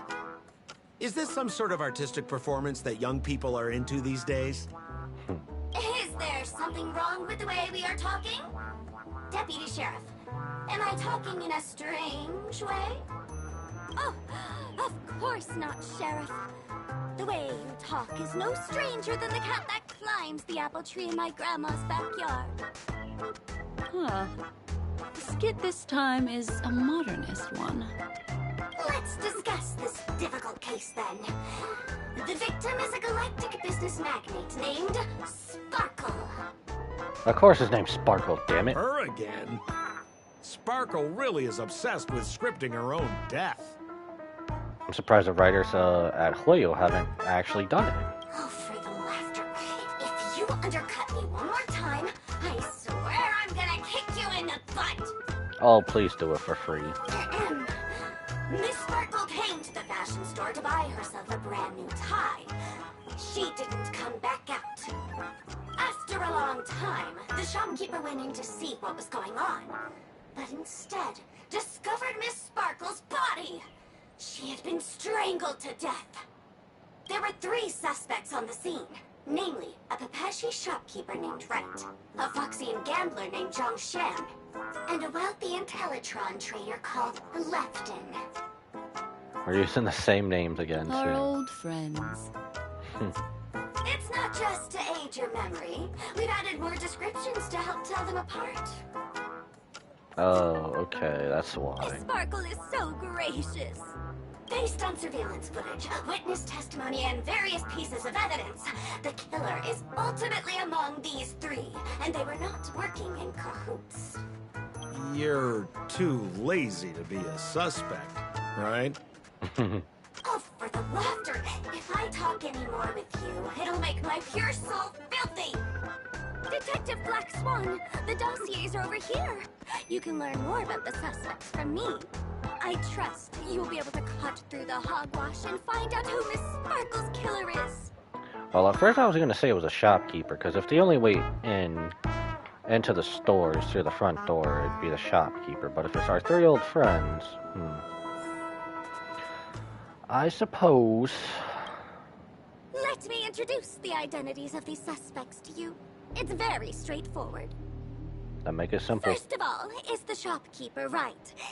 He's one of the Pepeshi Oh, he is the people, shopkeeper. and only stands as tall as Sparkle's waist, which is often a source of teasing for him. He can get pretty salty about it. Well, the shopkeeper was... oh my god, I can't speak. Shopkeeper, honestly, is the most noticeable one. Next up, you have the merchant Lefton. He wants to join up with the Penacony Trading Guild and is in direct competition with Miss Sparkle.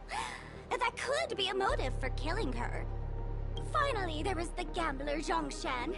He lost a bet to Miss Sparkle, and he had to hand over his family heirloom. It's possible he harbored a grudge against her. Why does that just sound like what Sparkle wanted against Venturine? That's all the information we have. Do you need me to repeat it? Nah. That won't be necessary. I remember it all.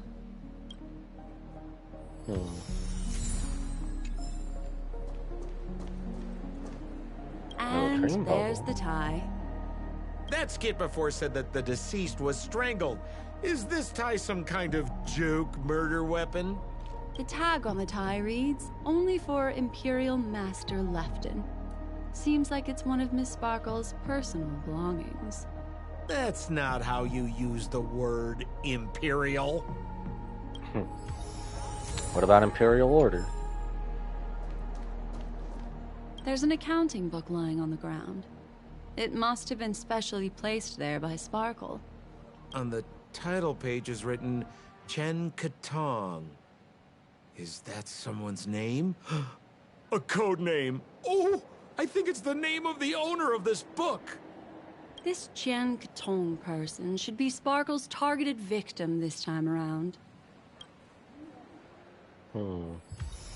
Back to Hanu's adventure? Yep. So, it's just like the first case then. Only 2 pieces of evidence. The rest hidden inside her memories again, right? You guessed it. Miss Sparkle doesn't want to distract your investigation. Then why'd you pop up out of nowhere? She doesn't want to distract our investigation? What a law-abiding citizen this Sparkle is. Why doesn't she surrender then?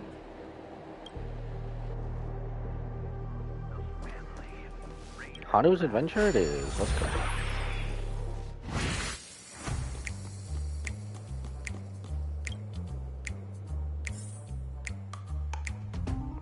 Alrighty, what's the closest? I guess we'll go over here. Oh. Guess we won't go over there. Or over there. Steps. I feel like Claptrap and my weakness is stairs.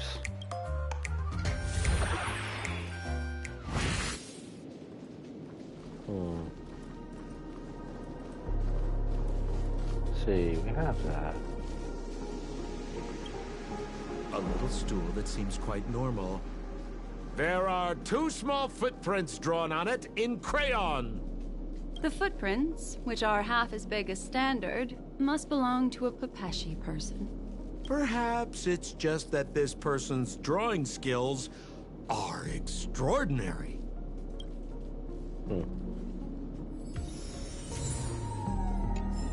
Right stool.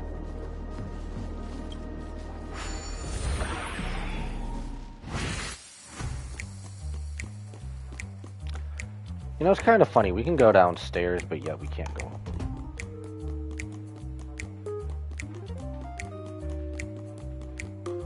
I forget, where did I just transform to? I was through here. Yeah, there we go. I forgot. I don't know why I felt like I had to test it.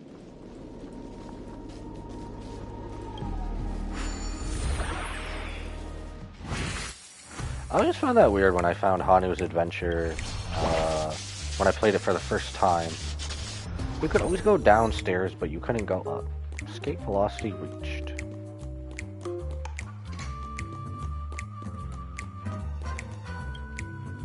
What's that smell? Why is there a smoked red herring there?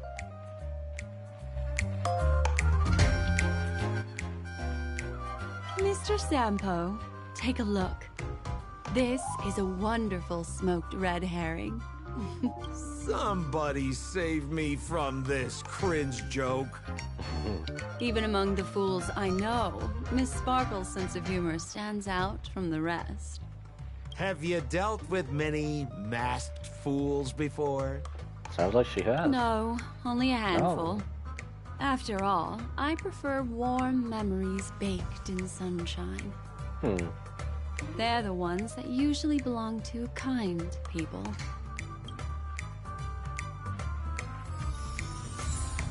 file then. One more.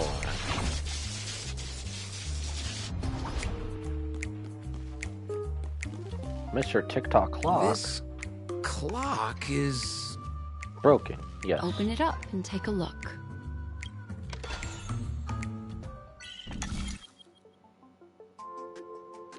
Oh no.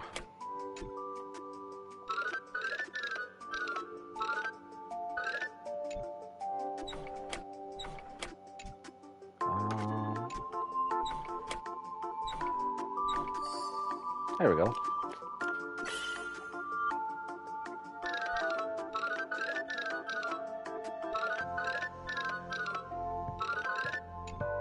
Wait, there we go. So simple, it was right in front of me. Awaken. Arise, chicken. Ring inside. This is evidence too. Why was it planted inside another device? Hiding evidence? Because this ring was found inside the victim's mouth. We want to reconstruct the scene of the crime. In the victim's mouth? Hey, there's something engraved inside the ring. Zhongshan family heirloom. That should be it. Let's head out. Back to real time. I have to thank you, Mr. Assistant Detective, but the puzzle this time is pretty strange. It's gotten all over the place. Have you found out who the killer is? Just some shallow intuition. Anyway, let's report back to the sheriff for now.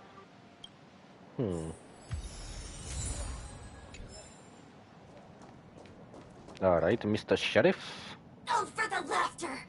Didn't think I'd be seeing Detective Black Swan so soon. Was that? You found out who the killer is? Yep. Pretty much. You live up to your reputation, Detective Black Swan. As smart as the nest of magpies roosting in the roof of my Uncle Frank's garage. This guy is mixing up his birds here. Then go ahead. Who is the killer, and what evidence do you have to prove the case? Identify the murderer, do not identify the murderer. What proof?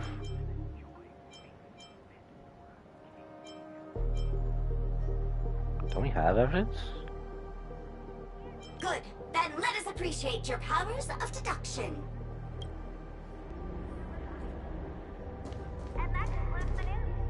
Identify the murderer. Denounce. I am still thinking it's right. Maybe I'm wrong. Have you solved the case? This guy, Zhongshan, is a card shark who used to play Get the Koi with Miss Sparkle. Card He shark. gambled away his entire family fortune. All for shark cards. Doing that all for shark cards in GTA 5 when GTA 6 is around the corner. How dare you? From a merchant, probably something second only in importance. Where the crime scene proves she really did assault someone.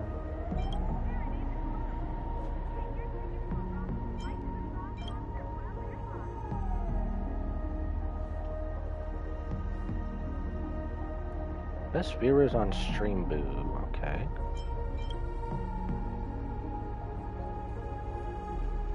I forget. Who am I looking at? Jiangshu?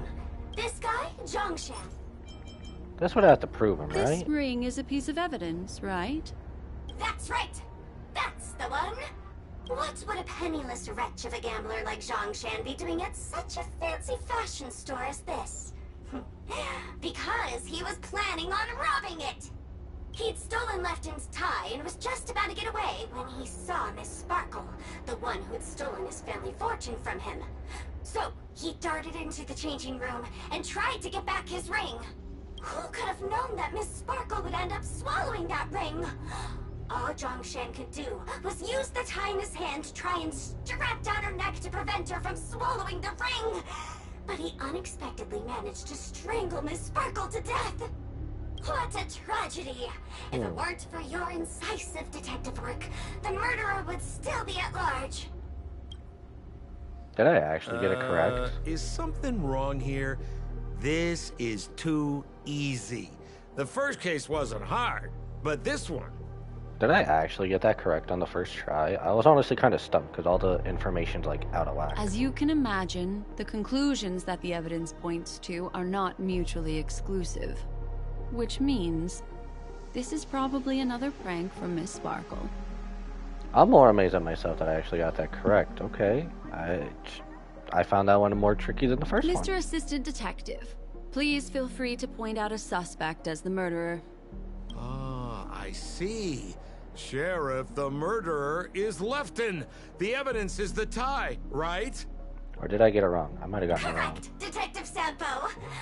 I got it never wrong. thought you'd be able to deduce the truth.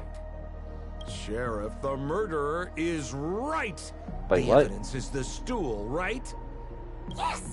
For the laughter, how did I fail to realize this formidable intellect of yours? Oh, they're going crazy. Never mind. Right from the start, there was no murderer. The evidence is the ring. Whatever, I'm just spitballing here. Goodness me! Deputy Sheriff, is he really a genius? How could such an unfathomable mystery be solved so easily by him? What is happening? Look, Miss Sparkle has given us a puzzle where every single answer is correct. I take it so seriously. Miss Sparkle is a masked fool, not a masked genius. If it's a challenging puzzle you want, please go out there and turn right until you get to the Intelligentsia Guild. We're Oh only God. responsible for providing an entertaining detective experience. Oh God. You imagine trying to do a case from Dr. Ratio? Anyway, Oh gosh. since our genius detective Black Swan has cracked the case, I will now share Miss Sparkle's next puzzle with you. Oh, no more So puzzles. that's it? This is just going to go on and on forever? We can't do that. Hmm. Then I wish you both the best. Oh yes, if you're not in a hurry, I can tell you the answers for some of the outcomes you never chose. No. We pretty much got all of them. Just as you said, solving puzzles is all just a cover for something else. That girl is toying with us. What should we do now? Just keep getting led around by her? Truly, Miss Sparkle is a fascinating person. She seems chaotic inside, but easy enough to understand. Like a performer on the stage or child hungering for attention. She's always This hungering game for will be over attention. soon. This time, we're going to catch her.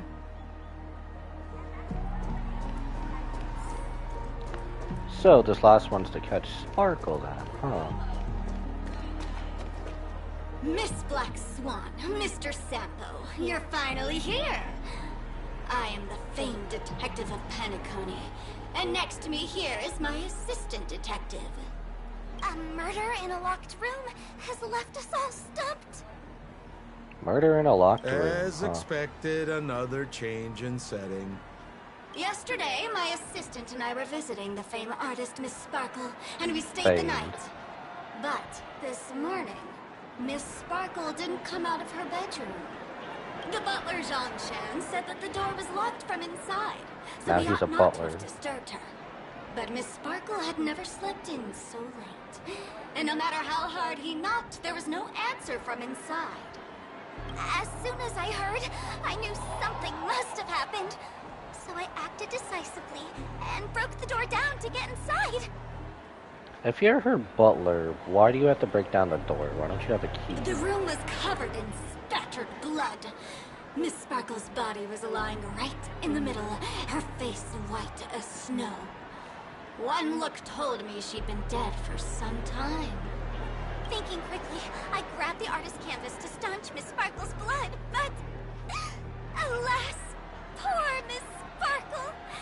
She's left us now forever! Besides us and Zhongshan the butler, Lefton the cook and Wright the driver were also at the scene of the crime. What would you like to do? Presumably, Miss Sparkle is now carefully arranging the next crime scene, right? Why don't you skip all this rigmarole and just have a heart-to-heart conversation with me.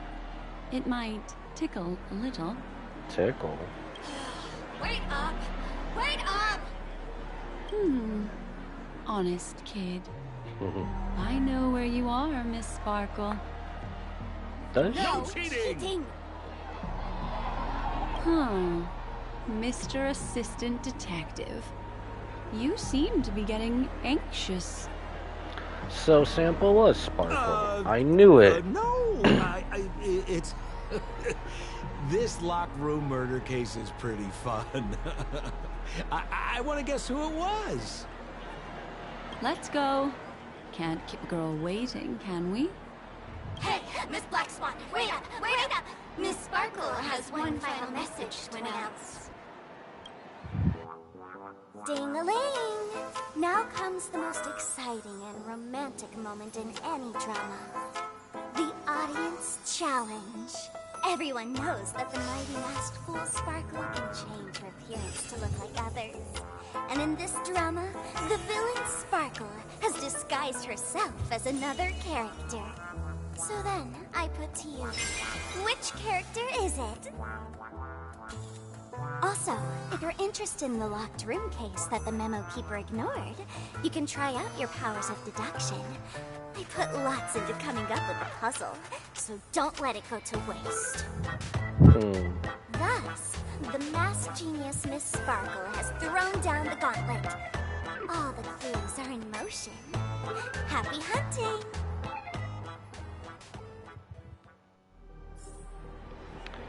Hurry to Sparkle's hiding spot.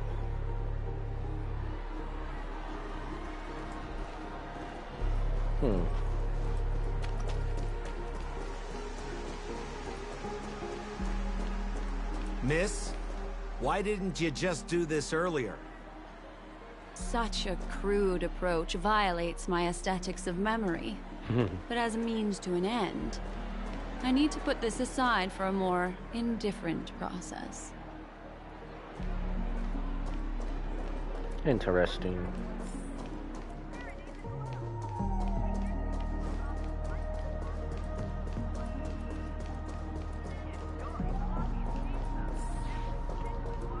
Clocky statue.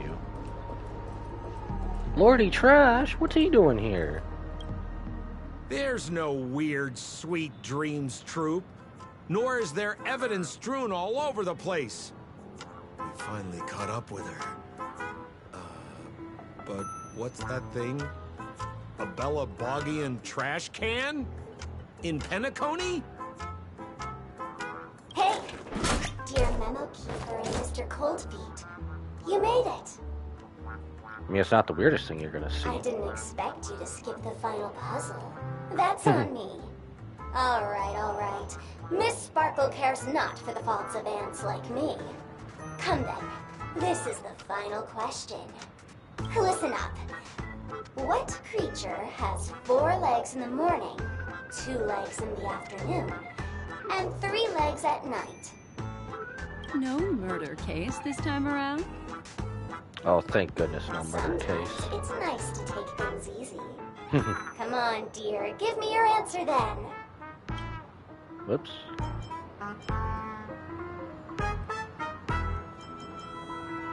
Trash can. Seeing as you're right here in front of me like this, then I guess the answer is a trash can.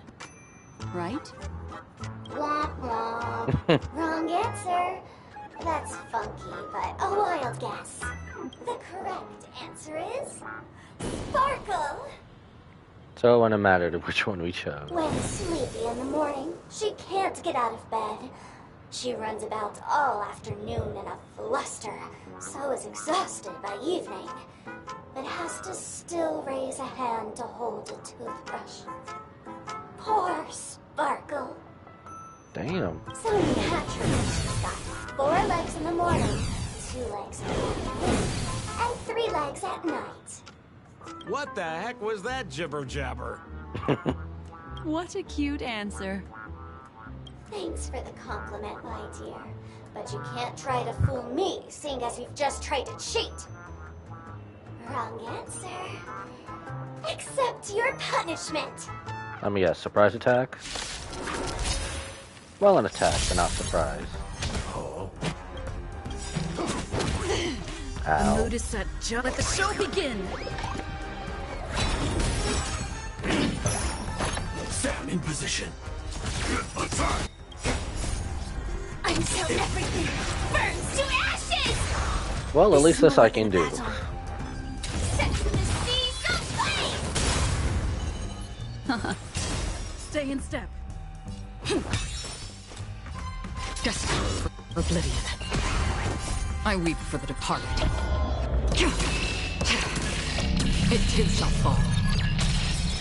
Firefly Type 4 in position. Fight to live! Take that, Lordy Trash. Alright, now do we get to see her, or is this not over? Smokes! What's up with this guy? He just came out swinging from nowhere. Poor guy. Huh? No voices? This guy's pretty quiet. Miss, let's hurry up. Flip open the lid and find the girl. Wait. Don't move. It's gonna blow. Something's off.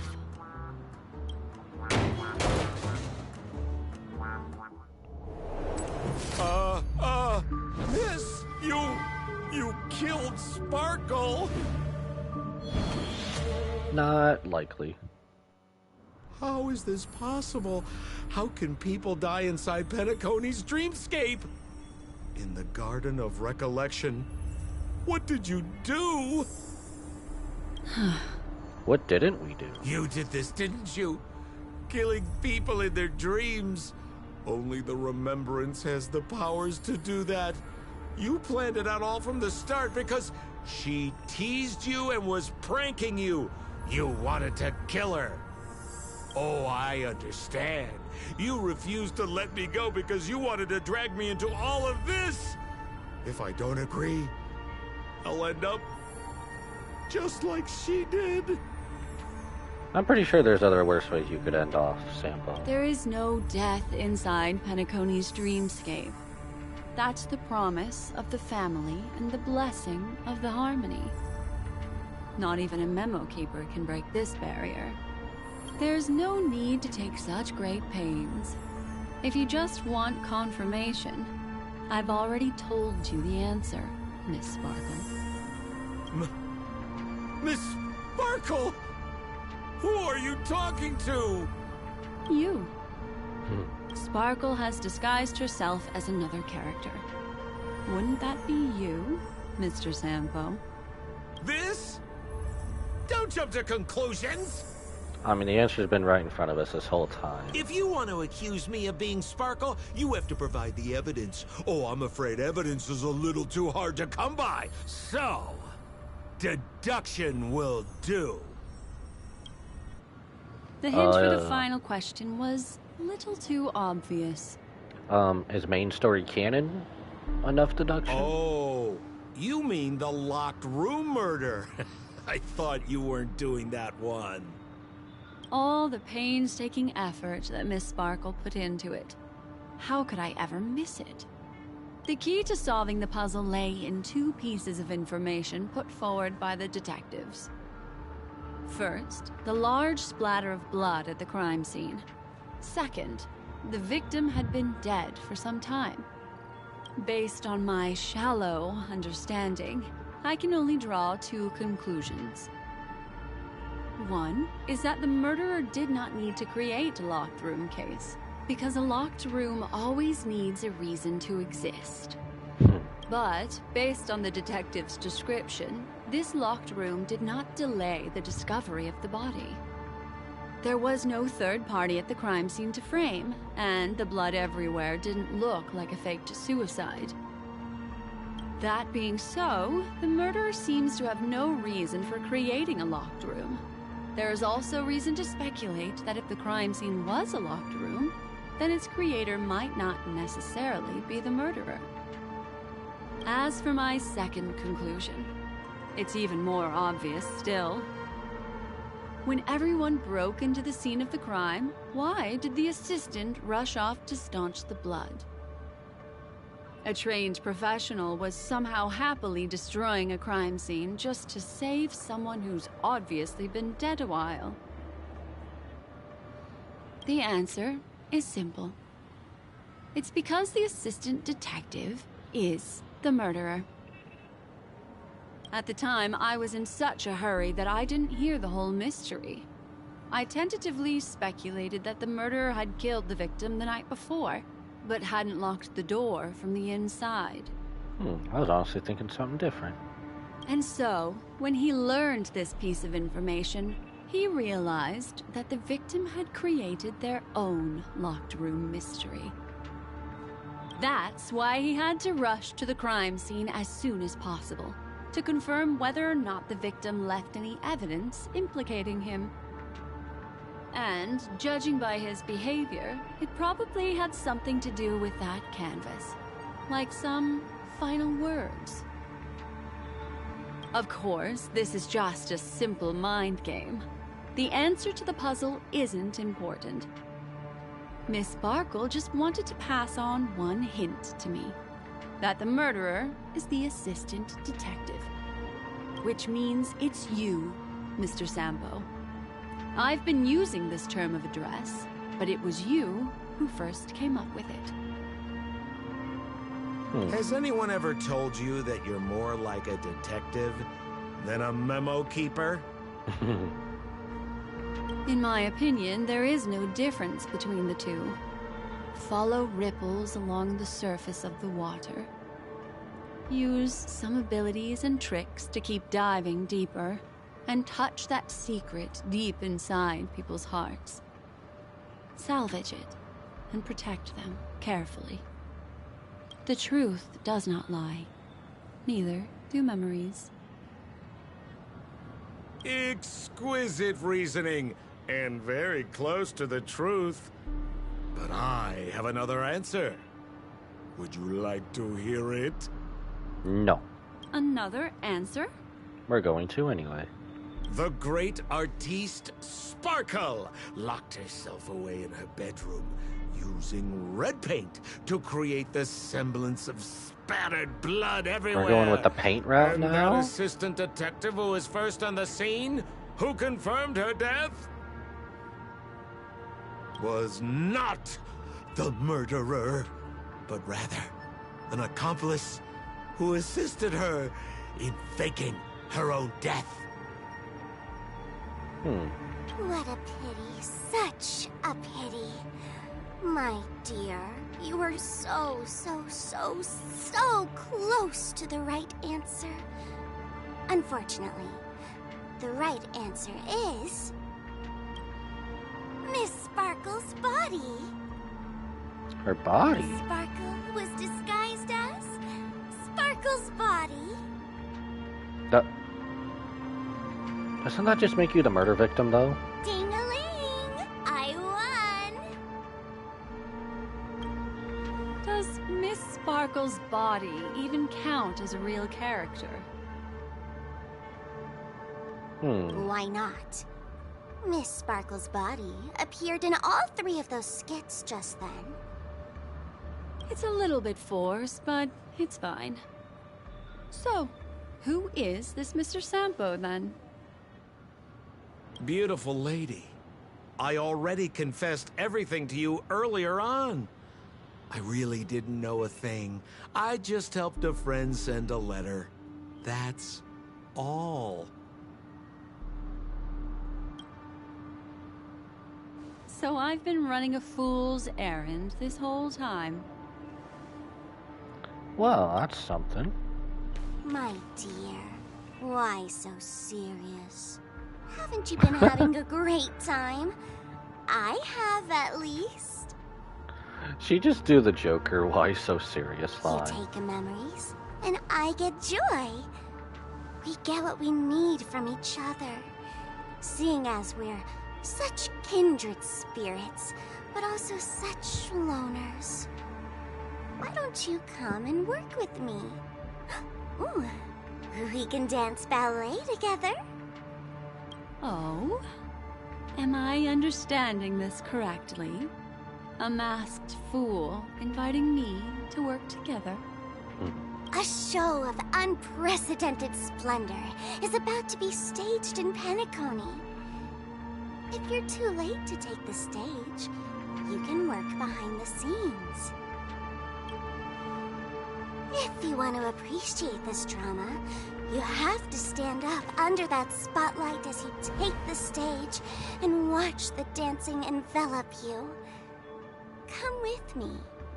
This is the best seat in the house.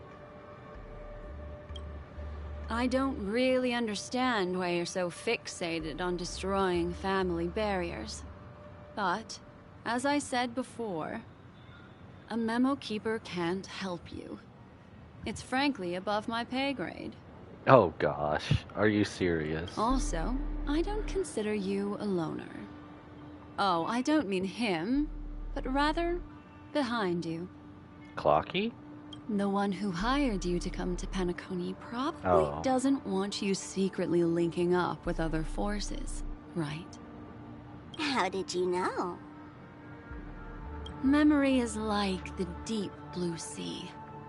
But if you try to catch 2 fish with 1 cast, you might not be satisfied with your catch. So, you mean you're refusing? Why is she so down about it? Memo Keeper, did you think you could just leave? Why, yes. Yes, we did. Why not? My dear, I don't want to scare you. You'll know the answer sooner or later. We're just getting to know each other a little today.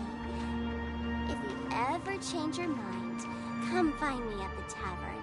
That is, if you can find me. If, I don't really think it's too much of a problem for her. Let's go, Sampo? Sampo. Who is... Sampo? She forgot about him. This is Bellabog, right?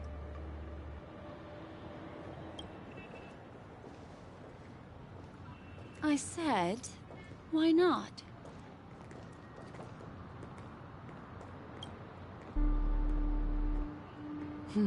Don't worry. Such a crude approach violates my statics of memory. So once you leave my sight, you'll be able to remember everything again. And also, I'm sorry, my dear.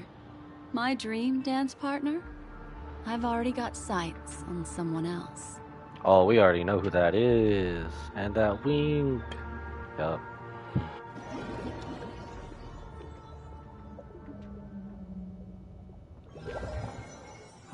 Special dreams has been did you notice its nested structure? Being part of a play inside the dreamscape, it's as weird and captivating as being in a dream with you. Speak with Dr. Edward. That's the end of Miss Black Swan's dream bubble. Are you satisfied with your experience? Sure. Fascinating, boring, kind of easy. I also found this dream suitably fascinating. You've gained joy from it. And Miss Black Swan surely also feels gratified, yes? If we meet again, I will pass your esteemed praise on to you. I noticed that the people in your dream were familiar to you. It's worth repeating that dreams are just dreams. And in Penacony, dreams can be processed, or even tempered. That's right, you could sell Things in our dreams. dreams cannot be trusted, let alone in someone else's dreamscape. If there's any information that you'd like to confirm, please do so by the cold, hard light of reality. Sweet dreams. Wait, are we being thrown back in the dream bubble? Or are we coming out of it? Really? I wouldn't do anything to her. Don't worry about that, Memo Keeper. Let's talk about my thing. I've helped you out with everything you've asked, as agreed. Shouldn't you give my mask back to me now? Since when did the masked fools suddenly start respecting agreements? I always like Just Sparkle. kidding. I loved seeing that look on your face. Take this key to the tavern cellar, third barrel on the left. You never saw me. But Sampo, after all this time, what made you suddenly want to take back your mask? This doesn't seem like the Sampo I know. Wait, so Sampo was a masked fool before? Let me guess. A catastrophe is coming to Urello 6. Am I right? Well, no comment about that. But I love that line you said. If you're too late to take the stage, you can work behind the scenes. That really makes sense. So Sampo was a masked fool before. Okay, I did not know that.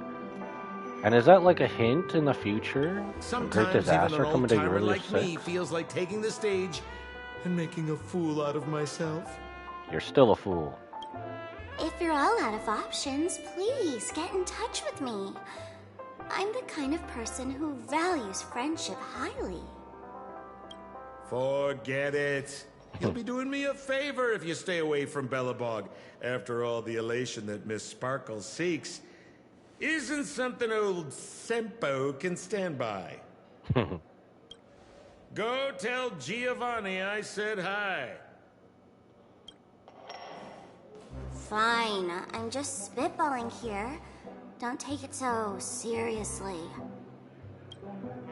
Why so serious?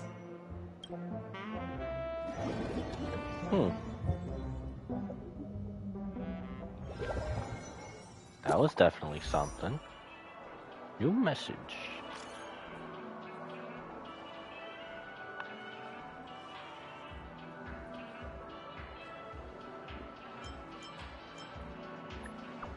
Anyone's come looking for us? What do you mean?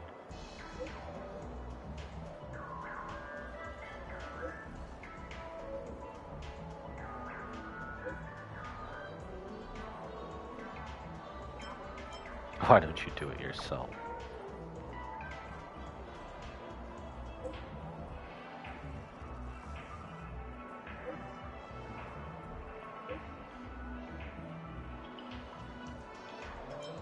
I stole it. How would a memo keeper forget?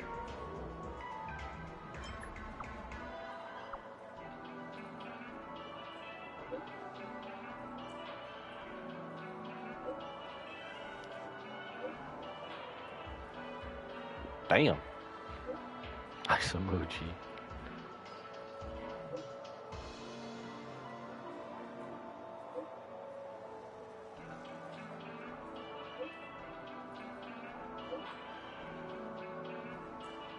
Please don't come back.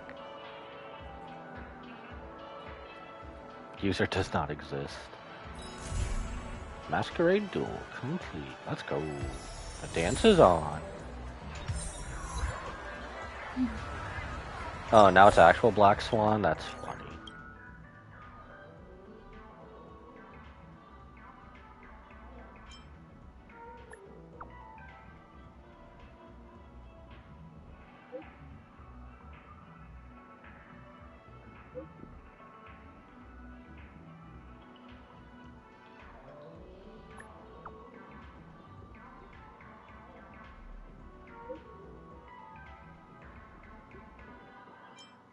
A unique expression, unique action.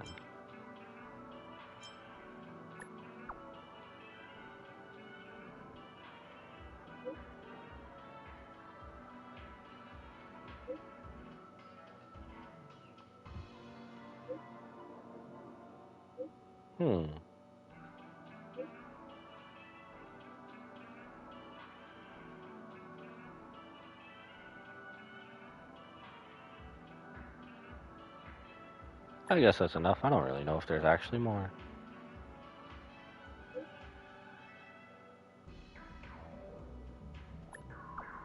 We have to prove her, not Sparkle. Okay.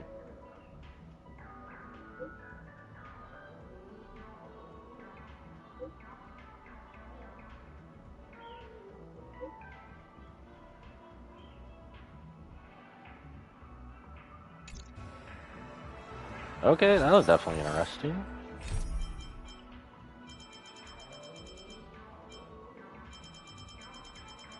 Wait, what's this other one we have? Oh, that was a new one we got. Oh. That's uber side quest though, so I guess we'll just track this for now.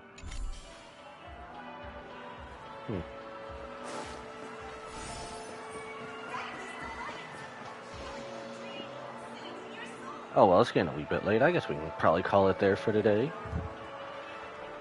I don't know. That was a pretty fun side quest adventure. I think next time when we come back, we're gonna be doing either catching up on Zenless Zone Zero or doing more Withering Waves. I don't know, one of the two. But next week, as soon as the new update drops for Star Rail, we are going to Amphoreus hard. I mean, I don't know how much they're gonna have since it's supposed to be like 8 parts or how long it's supposed to be, but at least that's the plan. So. I do still have my Twitch schedule up for streaming, so be sure to check that out if you want to tune in. And thank you everyone for tuning in and watching, and without further ado, I must bid you adieu, so goodbye, mwah, and good night, bang. And I will see you later everybody. Thank you for tuning in, and good night.